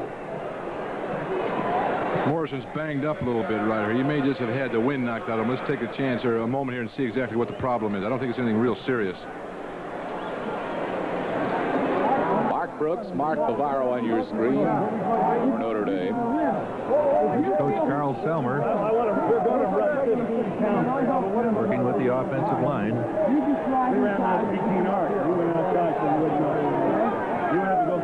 We're tied at 17. 3:39 left to play in the 3rd quarter. Bobby Collins spent 20 years as an assistant coach at Mississippi State, Colorado State, George Washington, Virginia Tech, North Carolina. Finally got a shot at Southern Mississippi as a head coach, was very successful there, now in his 3rd year at SMU. Kobe Morrison came off the field limping just a little bit. I don't think it's anything serious. He may very well be back in the game a little bit later. Gary Hashaway has taken his place. It is a 2nd down and 3 call. The handoff goes to Atkins, and a hard-running tailback up over the 35 to the 37-yard line goes Jeff Atkins, a 216-pound sophomore from Fort Worth, Texas. 1st and 10, SMU. You watch Atkins, 32 now, just a stutter step to his left. Now watch him cut right back in there behind the block. And number was the 51, Mike Edson. Good job running. He's running north and south. Notre Dame comes in. They're coming in late. They're hitting from the side. Those big linebackers are getting in there just a little bit late. 1st and 10, SMU at their own 38-yard line. In motion comes Adamson. Here's an inside handoff to the fullback Hashaway, and Hashaway up over the 40 to the 42 or 43-yard line, picked up around 4 before Mike Golick made the tackle. And a gain of about 4 yards by Hashaway, and again, Dale Hellestrae gets up slowly for SMU, number 70. Chris Jackson, the senior center, number 61, back in the game, although Forrest Gregg, his substitute, did a fine job of relieving him. Second down and 6, SMU at their own 42-yard line. King on a lay handoff to Atkins, and Atkins has the first down and then some to midfield. Jeff Atkins taking the ball to the 50-yard line before he's brought down. Looking at Tony Berjanik here, he's back about 5 yards. He went with the original fake. He went out to his left. Now he's coming back. He's getting hit there by Roy Dunn, the offensive tackle. First and 10, SMU. They have it at midfield. Tie game late in the third quarter. Rolling out. Gets a couple of blocks. Gets a pass away. Caught. Stood up immediately by Ballard was Ron Morris. Morris picking up 5 before he was hit by Ballard. Atkins now is rushed for 84 yards on 13 carries. Reggie Dupard now is coming back in the SMU lineup. And Atkins is coming out.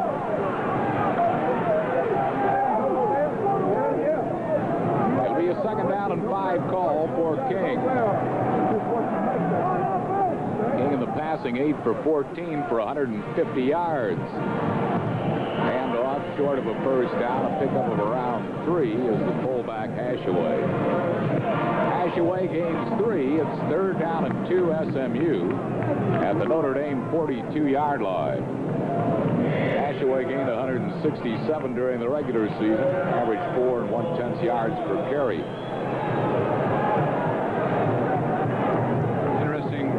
Right here, a minute to go in the third quarter.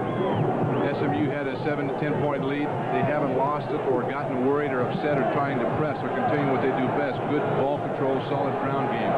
Greg Hubbard comes in as an extra tight end on a 3rd and 2. On the rollout, pitch back to Dupard, running room. Joe Johnson at the 34-yard line, but a big gain for SMU. Joe Johnson making the hit at the 34-yard line. Dupard, the ball carrier. Watch Dupard right here now, number 21. This is a good job, we have to say, by Joe Johnson, 27, strong safety. He plays off the block, gets outside, plays off the block of Atkins, gets outside to contain Dupard and runs him out of bounds. It'll be spotted at the Notre Dame 33-yard line, 1st and 10 SMU. Has picked up 66 yards on 12 carries. Between Dupard and Atkins, the tailbacks have rushed for close to 200 yards for SMU.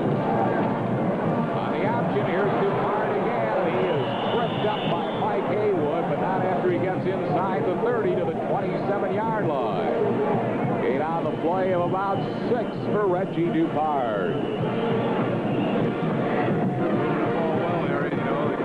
Earlier, they're not getting excited. They're playing that ball control. They're coming back to that option. Not a lot of passes either, if you notice in this drive. Not very at all.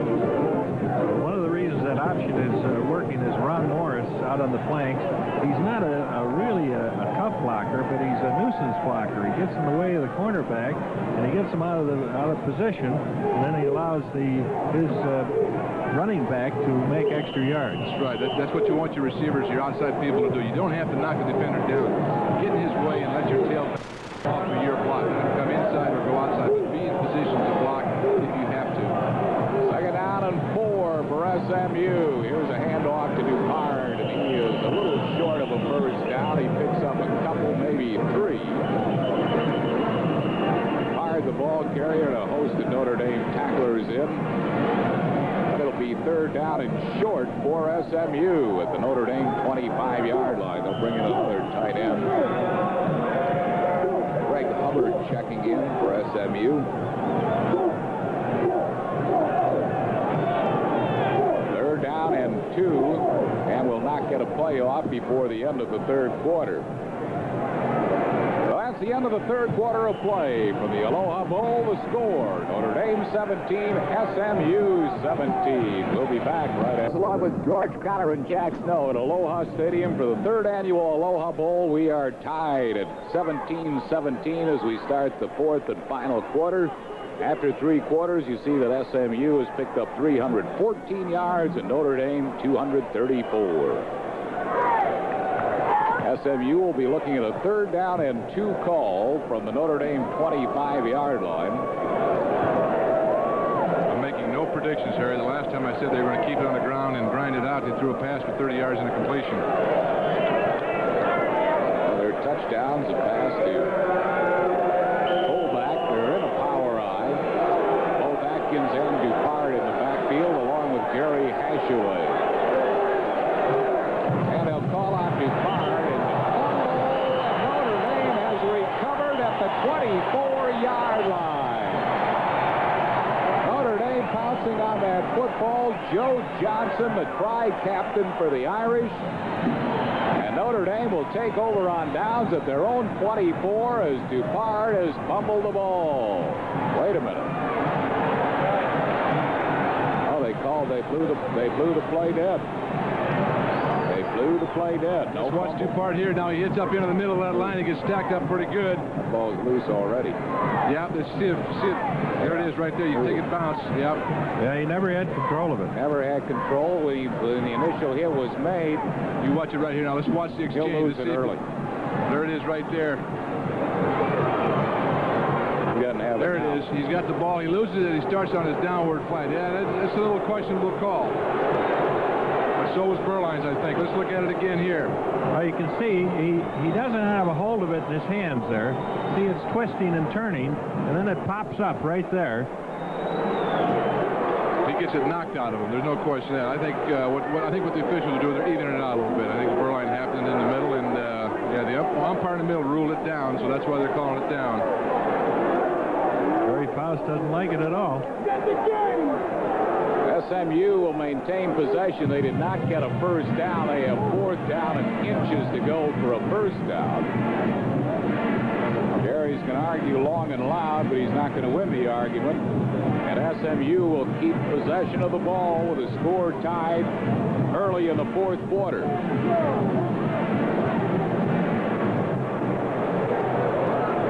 It's a big break now for SMU. Now they're going to have to capitalize on it, keep that drive going, get something on the board, preferably a touchdown. The officials are calling a timeout to measure. SMU is aware that the ball is short. But SMU can't ask for a measurement. They're buying time to call in a play. That's exactly what they're doing. It's not bad strategy either. 17-17, 14:56 left to play.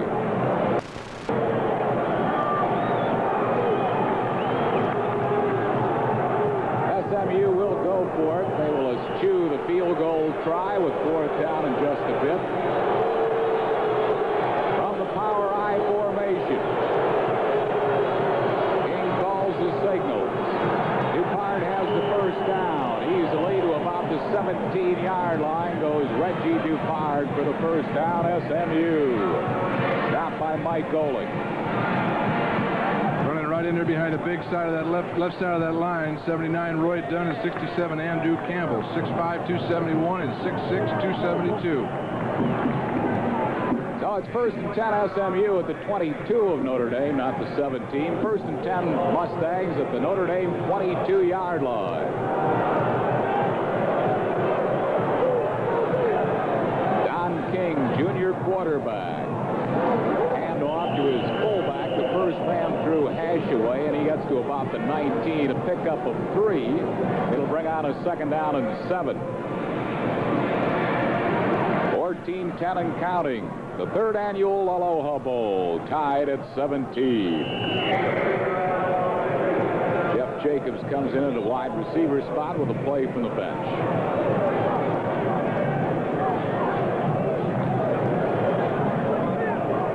The 19-yard line of Notre Dame. And off again to his fullback, Hashaway. Gets about 3 more to the, or 2 to the 17 or 16-yard line. He'll be well short of a first down. Going to bring up a 3rd down and long for the Mustangs. Ball of the 17-yard line of Notre Dame, so it'll be 3rd down and 5 for SMU. Marquise Pleasant coming in with a play from the bench.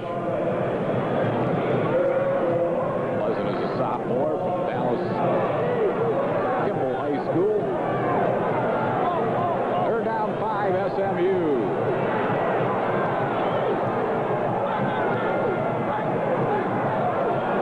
Jump back outside, did Mike Gann. Heavy pursuit. Passes caught. Stopped at the 13 and short of a first down by Joe Johnson. He was caught by Gary Hashaway, but Hashaway did not appear to make the first down. I think King may be down. Let's look at it right here. He's going to roll out to his right. The same play they used twice before with much success. He dropped the ball off in there to number 8, Gary Hashaway. He almost gets the first down, but he doesn't quite get it. He gets popped down pretty good. Let's look at it again. You're going to see Hashaway, number 8. He's going to set over to his right, which is the left of your screen. Now watch him come across the screen and disappear. He's coming back against the grain. There he is. Makes a good catch. Now he's got to try and turn upfield, but he can't. He gets taken down right there. Then 42 comes in, Larkin, and puts the hammer to him. After the release of the pass by King, he was hit by Wally Klein, the big 278-pound sophomore from Midland, Texas, and King was down, but he's walking under his own power, and he's all right. It is 4th down and about a half a yard to go for a first down for SMU.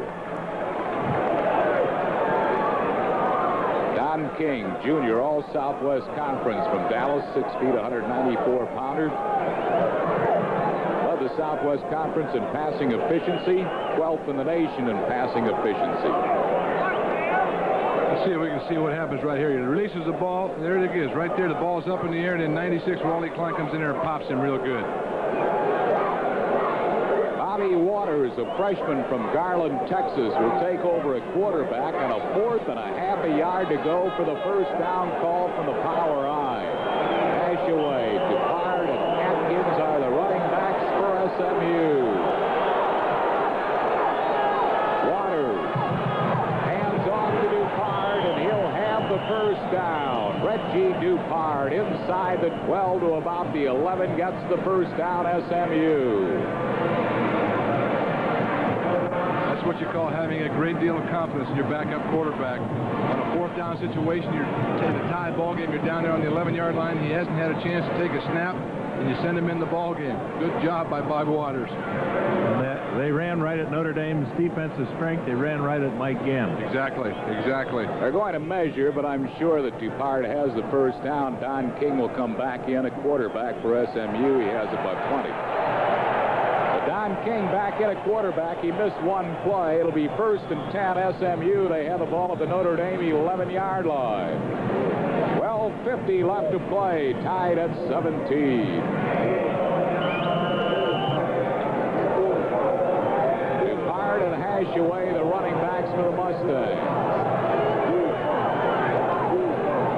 Here's Dupart. Shakes one tackle, can't elude another. He's dropped at the 10-yard line. Might have picked up a yard. That was Kovaleski to make the hit, but the initial slowdown was accomplished by Wally Klein.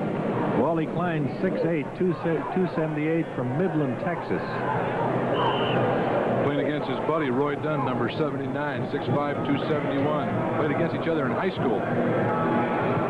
2nd down and 9 call for SMU from the Notre Dame 10-yard line. Jerry Faust intently looking on. Don King rolling out, looking upfield, got away from Klein, but he can't get away from Rick DiBernardo, and he's knocked out of bounds for a loss of 4 at the 14-yard line. Now it is a 3rd down and 13 call facing Don King.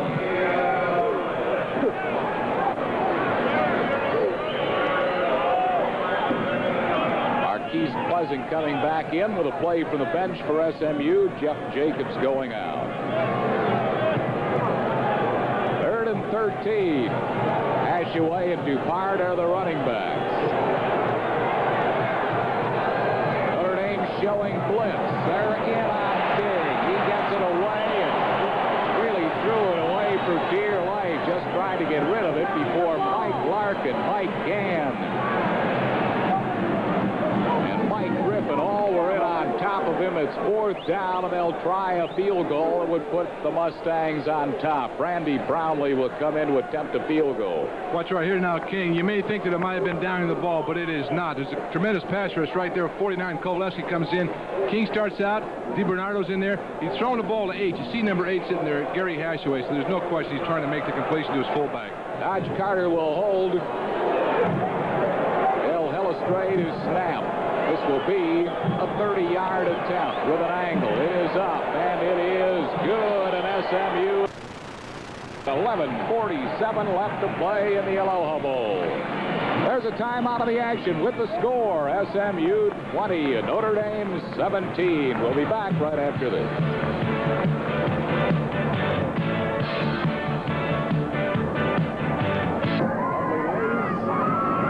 Enjoying the Aloha Bowl 2017 SMU with 11:47 left to play as Esteve comes down on the ball.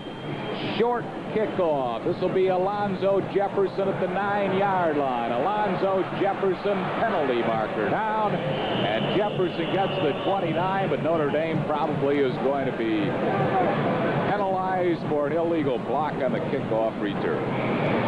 Flipping. I think they're going to sneak in and say Mark Brooks may have gotten a little bit of a late hit or something in there. SMU's scoring drive was a time-consuming scoring drive. We have a left. 67 yards. Again, look at the time. 7 minutes and 3 seconds. All of their scoring drives have been from a very, very long distance. 76 yards or 67 as we see. 79, 80. It's an outstanding job by the Mustangs offensively. They got a hold now. They got to keep Notre Dame pinned up back inside their own territory. Try to get the ball back in good field position. Notre Dame's back at their own 10 following a clipping penalty on the kickoff return. It'll be 1st and 10 Notre Dame at their own 10-yard line. Howard wide right, Milt Jackson wide left.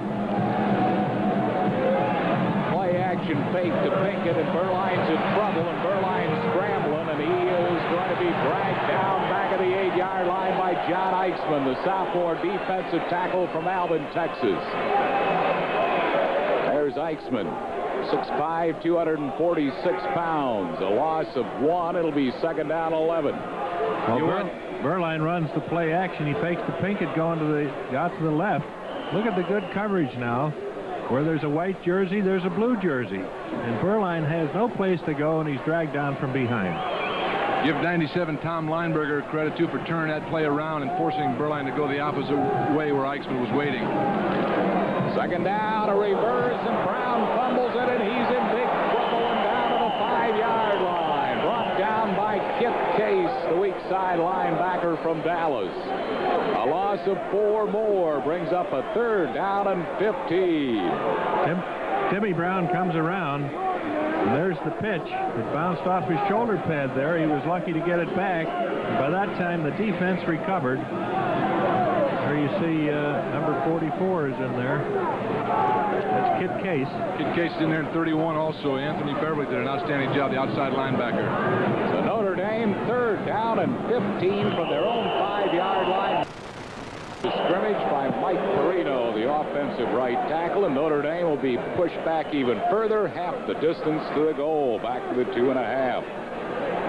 The Mustangs are doing it defensively. They're holding him down here, and that's what they want. Dead ball. Full start on the offense. 3rd down.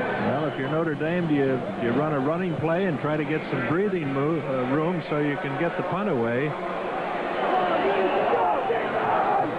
Well, we shall see what Berline calls on a 3rd down and long. He does run a running play to Alan Pinkett, who gets breathing room back to the original line of scrimmage, stopped by Tim Green. It brings up a 4th down in a punting situation as Mike Viracola will come into punt for Notre Dame, and solo safety for SMU will be Andrew Livingston. So SMU will come out of this series with good field position and 9:50 left to play. Mustangs leading by 3.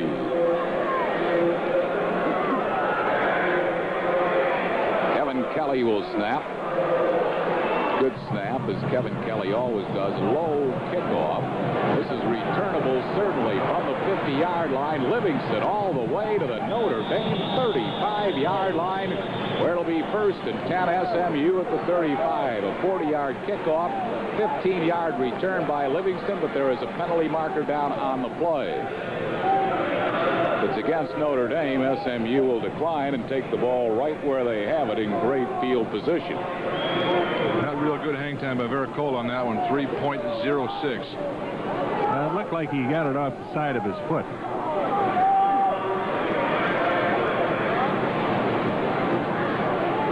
If the penalty is against SMU, Notre Dame will definitely take it and let Vericola punt the ball again and try to push SMU back a little further as the officials, all from the Big 8 Conference, are discussing the situation.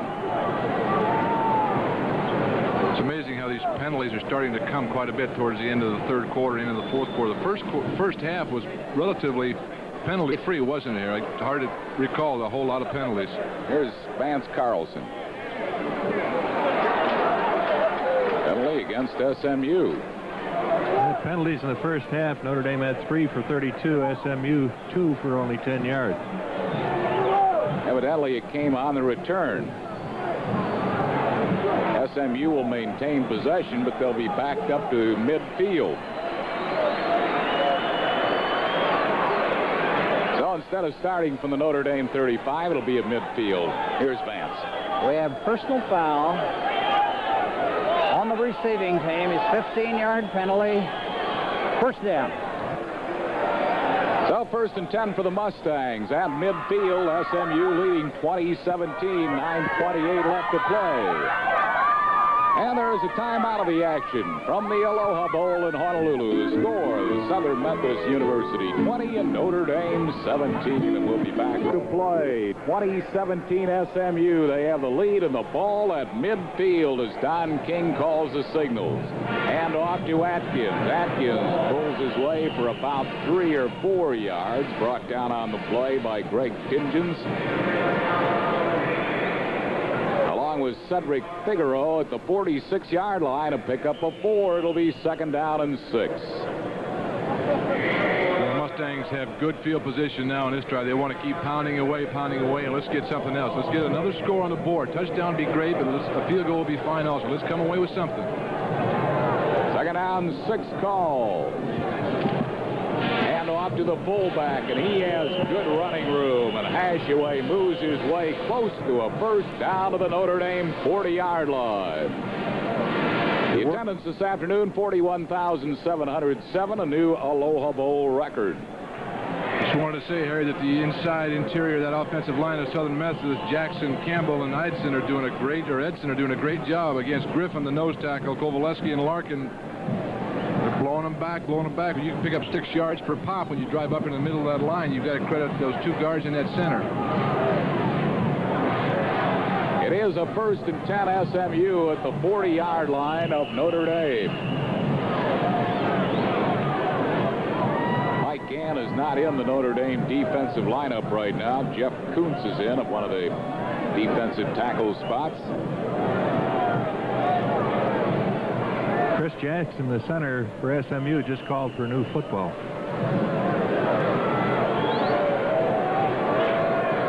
First and 10 at the Irish 40-yard line. On the option play, the pitch back goes to Dupart, well read by Notre Dame. Troy Wilson coming up from his defensive cornerback to make the hit on Jeff Atkins, who picked up nothing. It'll be 2nd down and 10. Atkins set a Southwest Conference freshman rushing mark at 973 yards last year, breaking the mark previously held by Earl Campbell of Texas. 2nd down, 10 SMU. Atkins and Hashaway are the running backs.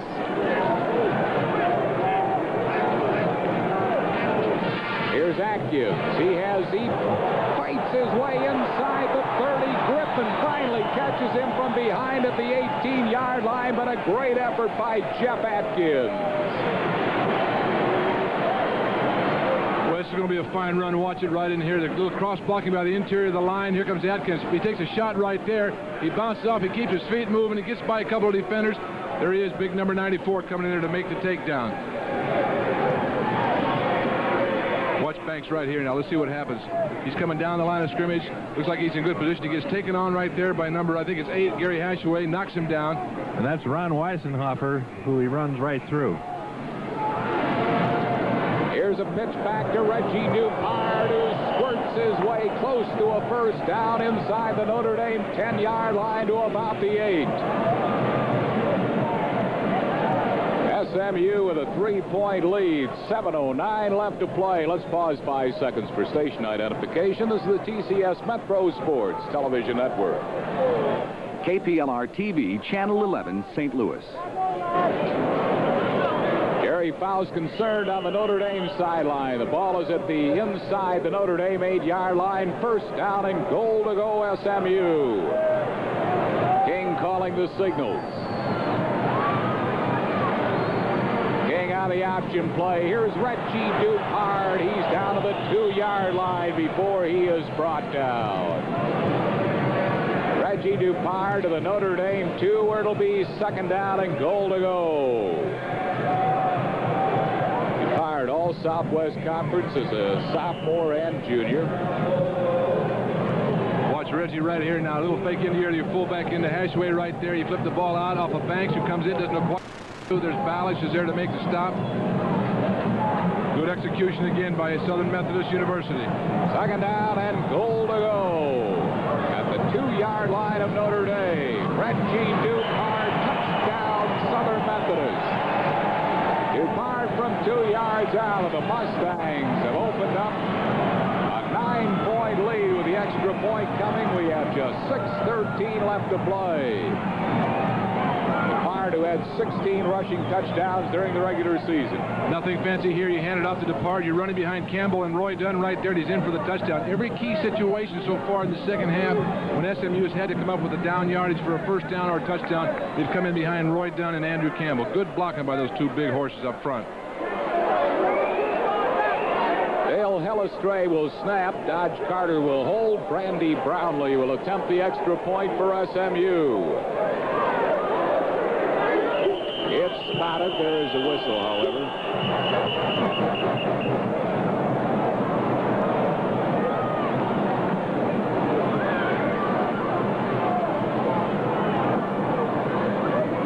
SMU. We have dead ball foul. Dead ball foul. Illegal procedure on the offense.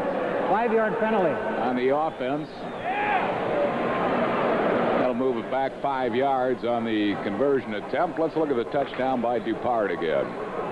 Let's watch Reggie Dupart, number 21.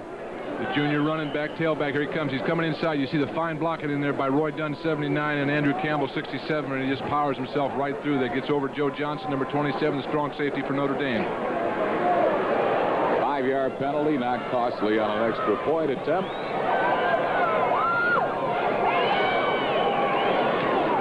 Bradley puts it up, and it is good. And we have 6:13 left to play in the 3rd annual Aloha Bowl game. From Honolulu, Hawaii, there is a timeout of the action with the score, SMU 27 and Notre Dame 17. We'll be back right after this. It's opened up a 10-point lead, and Tomas Esteve will kick off for Southern Methodist. The deep men are Tim Brown and Alonzo Jefferson for Notre Dame. It's a very short kickoff, and it's going to take a funny bounce, and that's a loose ball, and Jefferson alertly picks it up and gets to the 21-yard line. Close to a turnover for Notre Dame as the ball took a wacky bounce, and a Mustang was down there close to recovering. Well, I think Alonzo Jefferson was waiting for it to bounce sideways and go out of bounds and get a re-kick. Ball at the 21-yard line, 1st and 10 Notre Dame. They trail by 10, 6:12 left to play. Milt Jackson goes wide to the left. Joe Howard is wide to the right. There's a pitch back to Alan Pinkett, and Pinkett to the short side of the field, down the sideline, knocked out of bounds by Keith Brooks, and he appears to have the first down. Pinkett to the 31-yard line. He'll be close to a first down and has a first down on a gain of 10 to the short side of the field. 50 yards. yards, 3 minutes, 15 seconds, and only 7 plays. That's probably the closest that SMU has had to go. They only had to go 50 yards to score. All of them rushes. It'll be 1st and 10 Notre Dame. They have it at their own 31-yard line.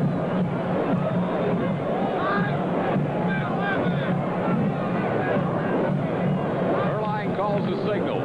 Here's Alan Pinkett running again. Alan Pinkett has another first down. Notre Dame figuring SMU looking for the pass. They rushed Pinkett twice. Ron Anderson making the tackle, but Pinkett picking up 13 more yards. He's hurt a little bit, too. He gets hurt at the end of this play. Yeah, there he goes off tackle. Good block by Brooks. He's an excellent blocker. Shows enough time for him to get through there. Gets by Joe Phillips, and I think he banged up his right shoulder. Alonzo Jefferson is coming to take his place. Pickett's picking up 134 yards. Here's Alonzo Jefferson in the open, and Jefferson all the way down to 35. Anthony Beverly making the tackle, and the Mustangs obviously looking past. Anthony Beverly leads the team in individual sacks, or tackles, 60 of them. Alonzo Jefferson, fresh, throwing up a big hole up the middle. There you see Beverly, number 31, catching from behind. So Notre Dame 1st and 10 at the SMU 35-yard line. Inside handoff to Mark Brooks, and he pulls his way for about 5 yards before he's dragged down at the 31 of SMU. Still over 5 minutes to play in this at the end of the game. Notre Dame, the clock might work against Notre Dame. They have to get 2 scores to tie, a touchdown, the field goal, or 2 touchdowns to win. It'll be a 2nd down and 5 call for Erline.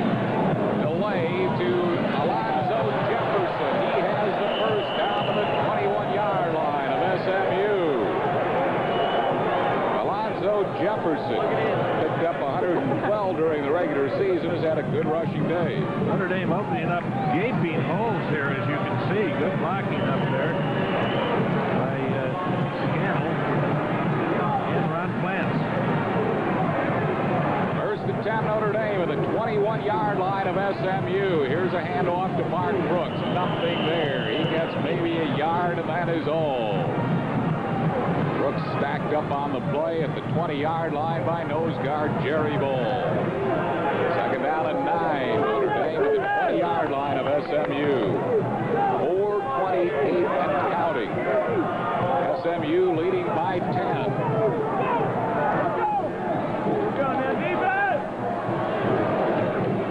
Erline hands off again. Here's Alonzo Jefferson, and he spurts to about the yard line before he's brought down. It'll bring up a 3rd down and around 6 to go for the 1st down, and one of the SMU players is down on the field. It was a good play. SMU nose guard Ball, Jerry Ball, number 34, had a stun on. He took an outside charge, and what Kelly did is he just drove him right out of the picture right there, and it created a very, very big hole in there for Jefferson.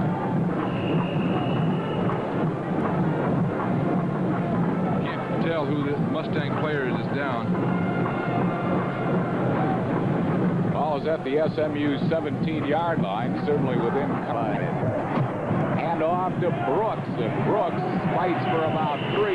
Jerry Ball in on the bottom of the tackle. It's at the 14, and Notre Dame will send in the field goal unit.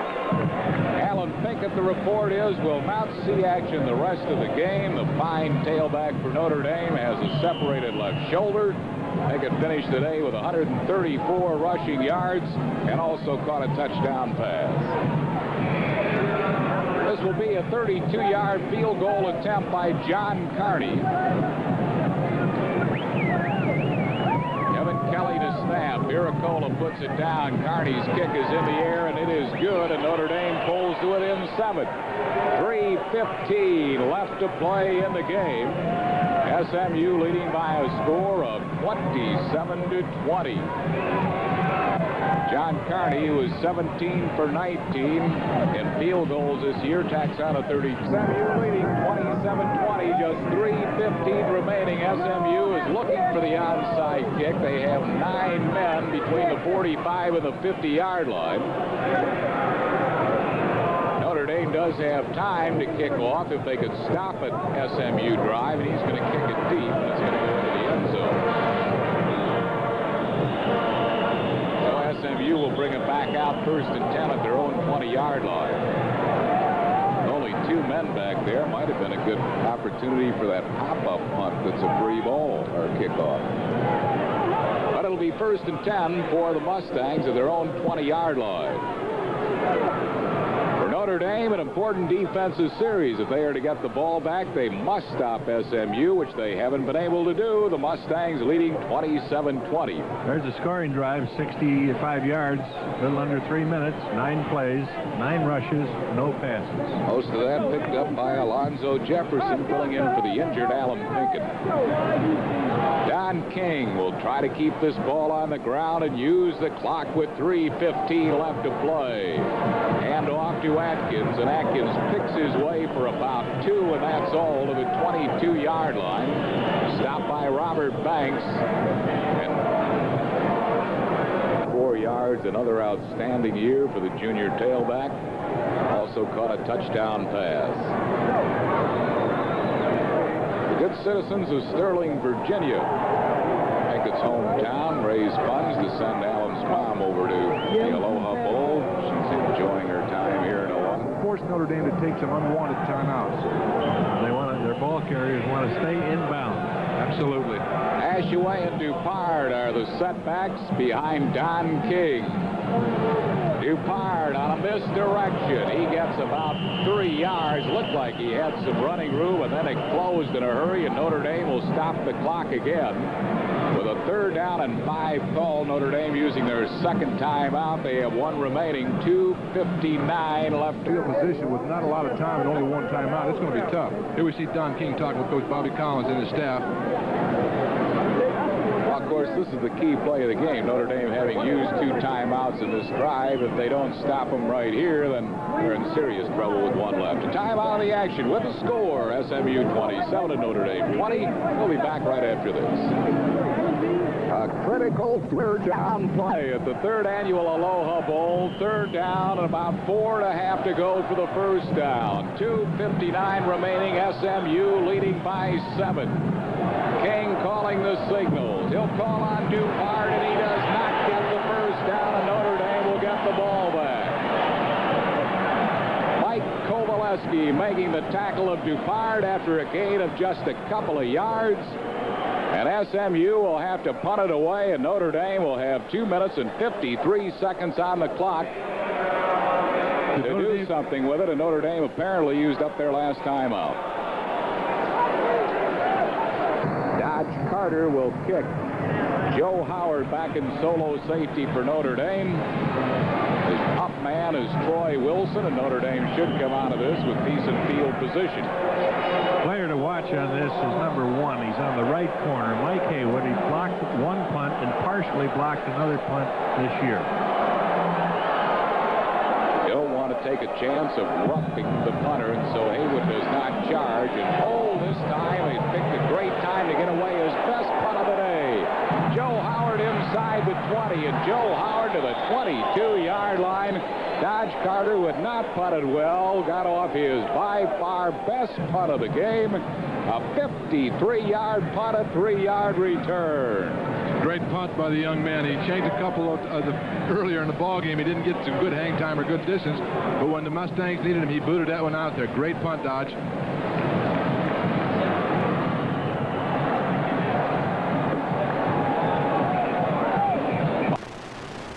Line, it'll be 1st down and 10 Notre Dame. No timeouts remaining. They have 2:42 with which to work.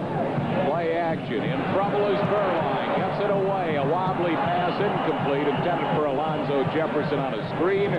He was under severe pressure from Anthony Beverly. That'll bring out a 2nd down and 10 for Notre Dame at their own 22 with 2:36 left to play. I think what we may see here is that SMU going into a double rotation zone defense. They're going to play zone both sides of the wide sides of the field, force Burline and Notre Dame to come down the middle with the ball. And they're going to blitz a linebacker most every down to keep it honest, to keep the linebackers, to keep the defensive or the offensive players honest from Notre Dame. They try a draw play, and Alonzo Jefferson gets up to around the 26 37-yard line, a pickup of only around 3 or 4, and it brings up a 3rd down and 6 call. Now Notre Dame hoping to break a long one on that run, but they didn't. So Berline will go to the air, up the middle, deflected and nearly intercepted, deflected by Tim Green, the free safety, a junior from West Orange, Texas. It was intended for Tim Brown, and he got double coverage. So Notre Dame is down to their 4th down call, a 4th down and 6 call. Here's Berline passing. He throws this ball like a bullet. Doesn't let the player run into it. He was double covered. And Jack Snow, isn't that the toughest place to throw on 3rd down and long, up the middle? It's difficult when you got a guy like Tim Green, 17, as you see him right there. Green made an excellent play. He sat back, read, waited. When the ball's in the air, he reacted very nicely. Notre Dame down to their last gasp, 4th down and 6. Pass to Joe Howard, and he has the 1st down at the 34-yard line. Stopped immediately, but Howard picks up a crucial 1st down, Notre Dame. Ball at the 34-yard line. Quickly, Notre Dame out of the huddle. They have no timeouts remaining. 2:06 left to play. Berline, play action, looking upfield. He's going for the bundle to Milt Jackson. In and out of his grasp. Roderick Jones was there to knock the ball out of the grasp of Milt Jackson inside the SMU 30-yard line. We could see that coming all the way up here. Berline dropped back, and he had Milton. He was staying with him all the way. Let's look at the 4th down play. Notre Dame's last gasp when they stay alive. Well, Berline's looking, and he hits Howard over the middle. Catches it in the air, but his forward progress had the 1st down.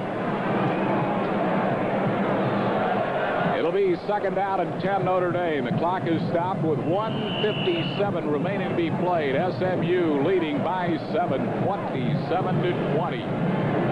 Got Reggie Ward in at the wideout on the left side. Let's watch him. He's a burner.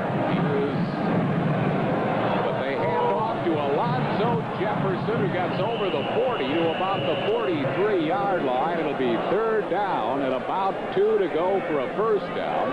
Tim Green and T.D. Briggs making the stop. 3rd down and about 1. Berline in trouble. Gets one away. He's got his tight end, Ricky Gray. 1st down into SMU territory to the Mustang 48-yard line. Keith Brooks making the tackle for SMU. Good poise by sophomore quarterback Steve Berline. Yeah, he hung in there, and he found Ricky Gray, the senior, who came on late in the season to catch 13 passes. Berline straight back, looking upfield. Fires one. It is caught at the 31-yard line by Tim Brown. It'll be 1st down, Notre Dame. Reggie Phillips defending. The clock will stop until they move the chains with 1:22 left to play. Yeah, they said he didn't get out of bounds. Notre Dame will be ready without a huddle. Notre Dame's offensive line doing an excellent job of pass blocking.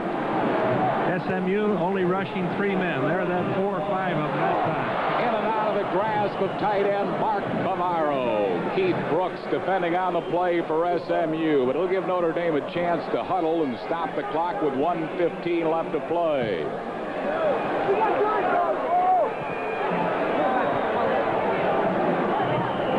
Steve Berline, only a sophomore, completed 60.2% of his passes this year.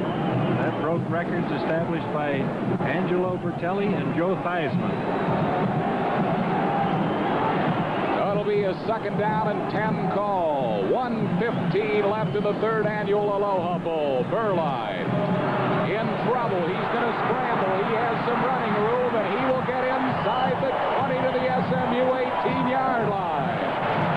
Clock is moving, but they'll stop it to bring the chains up. A 1st down run by Berline. Reggie Phillips made the tackle. 1:07.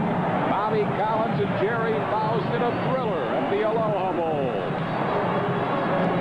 Berline rolling out. Looks upfield. Got the tight end Mark Bavaro for very short yard. The gain of 3. Keith Brooks made a great hit of Bavaro. At the 15-yard line, it'll be a 2nd down. Brooks, a 6', 214-pound junior from Andrews, Texas. The clock is running with 49 seconds left to play in the game. Second down and about 8 for a first down. Burline fires toward the end zone. Ooh, in between two blue defenders, including Tim Green and Reggie Phillips.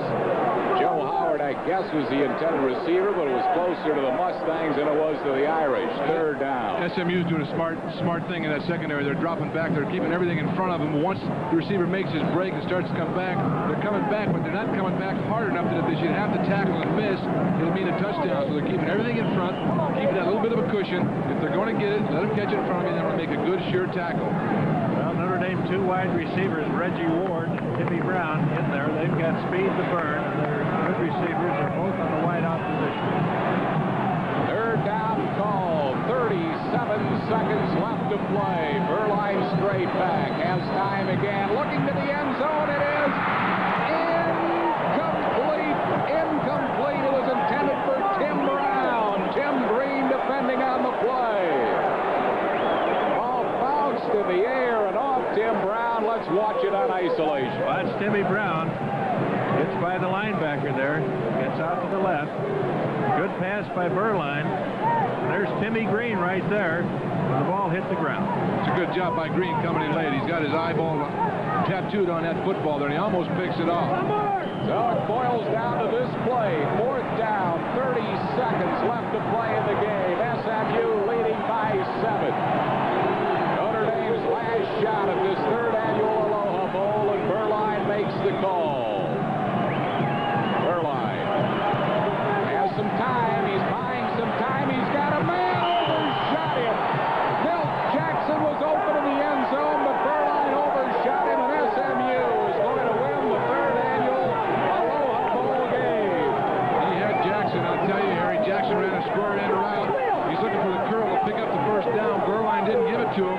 Then he continued to come across the field, and Burline just overshot him. He had him open. He had him wide open in the end zone. Overshot him, and SMU will take over on downs. In a thriller in this Aloha Bowl game, the Mustangs of Bobby Collins are going to come out on top by 7. We've had our share of thrills today. Let's watch it. Let's watch it again. Burline on a fourth down play here. He has to roll out here. Now he sees Milt Jackson. He's on a throwing pass. He overthrows him. Open in the end zone. And Notre Dame started from their own 22, but fell short.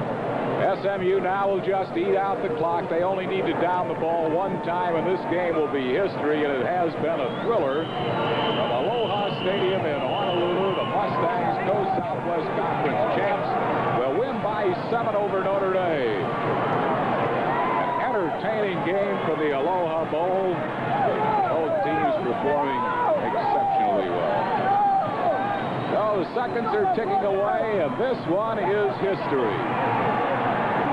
Don King, the fine quarterback for SMU. Jerry Faust and Bobby Collins have had a great stay here in Hawaii. Collins will go off smiling, and Jerry Faust will say, oh, if only that last play could have been gone. That's the end of the game. The final score is SMU 27 and Notre Dame 20. We'll be back right after this.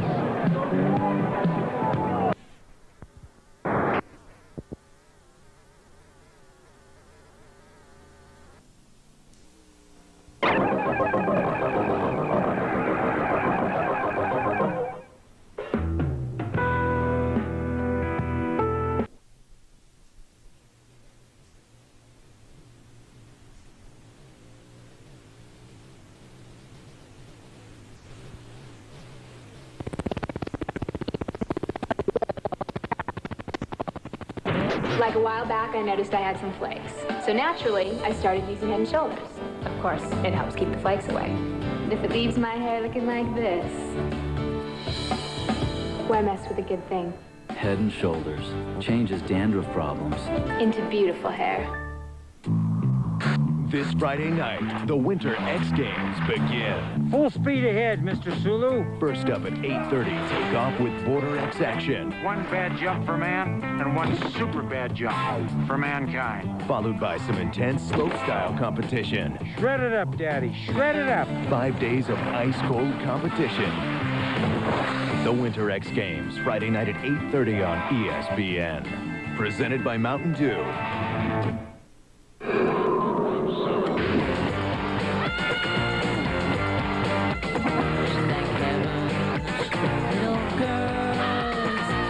Little girls get bigger every day. Little girls, thank heaven for them all, no matter where, no matter who. Think I'm in love.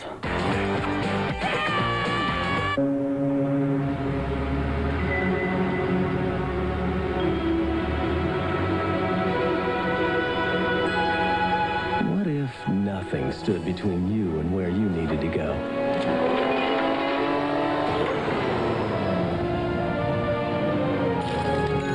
It's like that at Shell, where it's easy to pay, pump, and go. Shell, moving at the speed of life.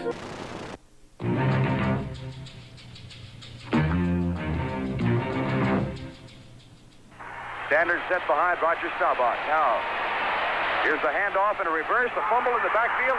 Right from the very first play, Super Bowl 12 was a coach's nightmare. Butch Johnson dropped the handoff. It was fiercely fought, but frightfully flawed. Jackson blitzes. They got Staubach. Fumble! Denver has it. No, there's no official indication yet. Hold it. The Denver players say they have it. Dallas got it. Dallas got it. The game set Super Bowl records for the most fumbles, most turnovers, and most penalties. It lacked structure and style, but not intensity. And they may call face mask. And the Cowboys are really going to protest because Charlie Waters was clearly being held by the man blocking him. But I think Charlie also grabbed the face mask of the blocker. And Tom Rafferty's getting into it with somebody. Hey, 56, you can't do that. Hey, get that guy out of there. You can't do that. Let him rip his legs off. Rip him up bad. Here's the handoff. Goes to Bob. No, Craig still has it and wants it all. Going deep for Haven Moses. He's open. And now he's out. It's intercepted by Denny Barnes. Bring all hung up in the air, allowing Denny to get back.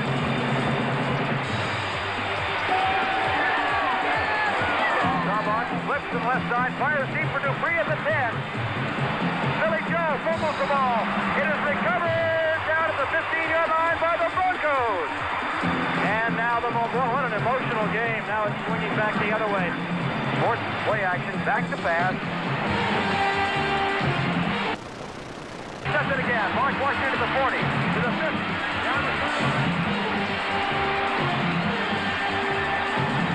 I'll tell you why that ball was intercepted, because Ed Jones was all over Craig Morton like ugly on an ape, as they used to say when I was in school. The interceptions and fumbles punctuated a drama dominated by two outstanding defenses. Different in design, but equal in effect.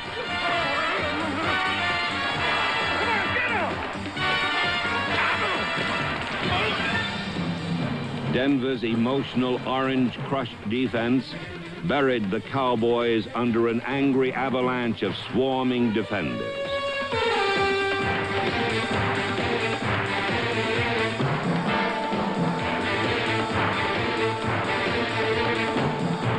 While the Orange Crush performed as a group, Dallas's doomsday defense was a series of splendid solos. Number 54, defensive tackle Randy White. Defensive end number 72, Ed Jones.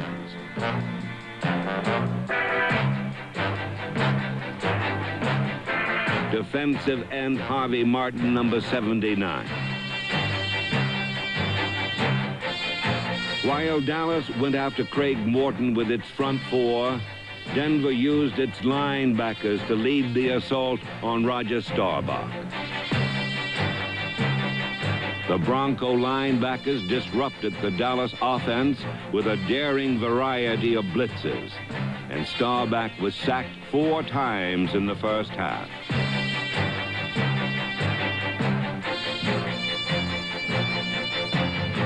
But Denver's play was as disappointing as it was successful. All season long, their defense had won games by capitalizing on opponents' mistakes. But today, Denver let each opportunity slip through its grasp. The Cowboys fumbled 3 times in the first 5 minutes, and Denver failed to make a single recovery. And the Cowboys have recovered the ball.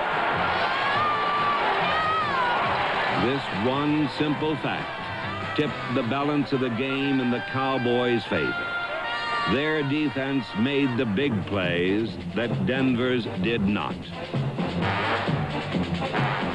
4 times in the first half, the Doomsday defense intercepted Craig Morton.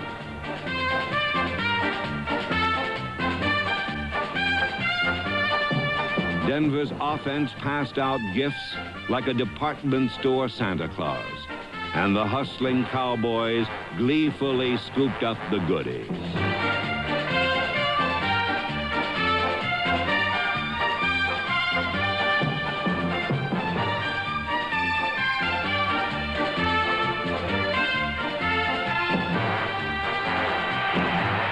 At the 25-30 and cut down, fumbles the ball.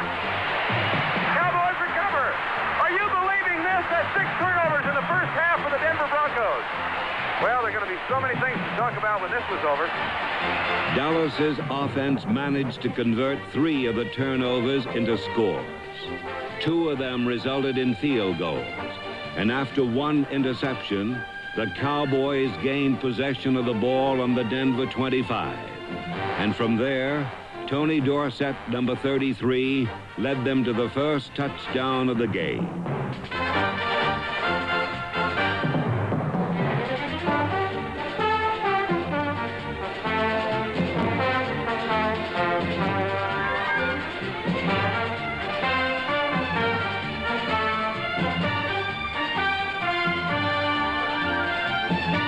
At the end of a bizarre and brutal first half, Dallas led 13-0.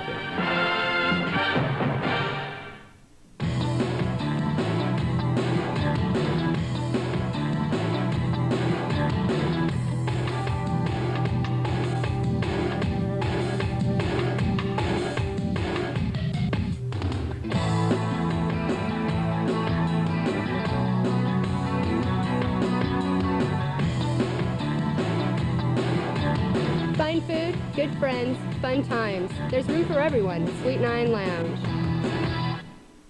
Once a year and only once a year, the Men's Warehouse has a sale, and this is it. Save an additional 20 to 40% off the Men's Warehouse everyday low prices. Save on a wide variety of selected suits, sport coats, slacks, shirts, ties, and shoes. Save on a giant assortment of single and double-breasted suits and sport coats. It takes a Men's Warehouse sale to beat a Men's Warehouse price. I guarantee it.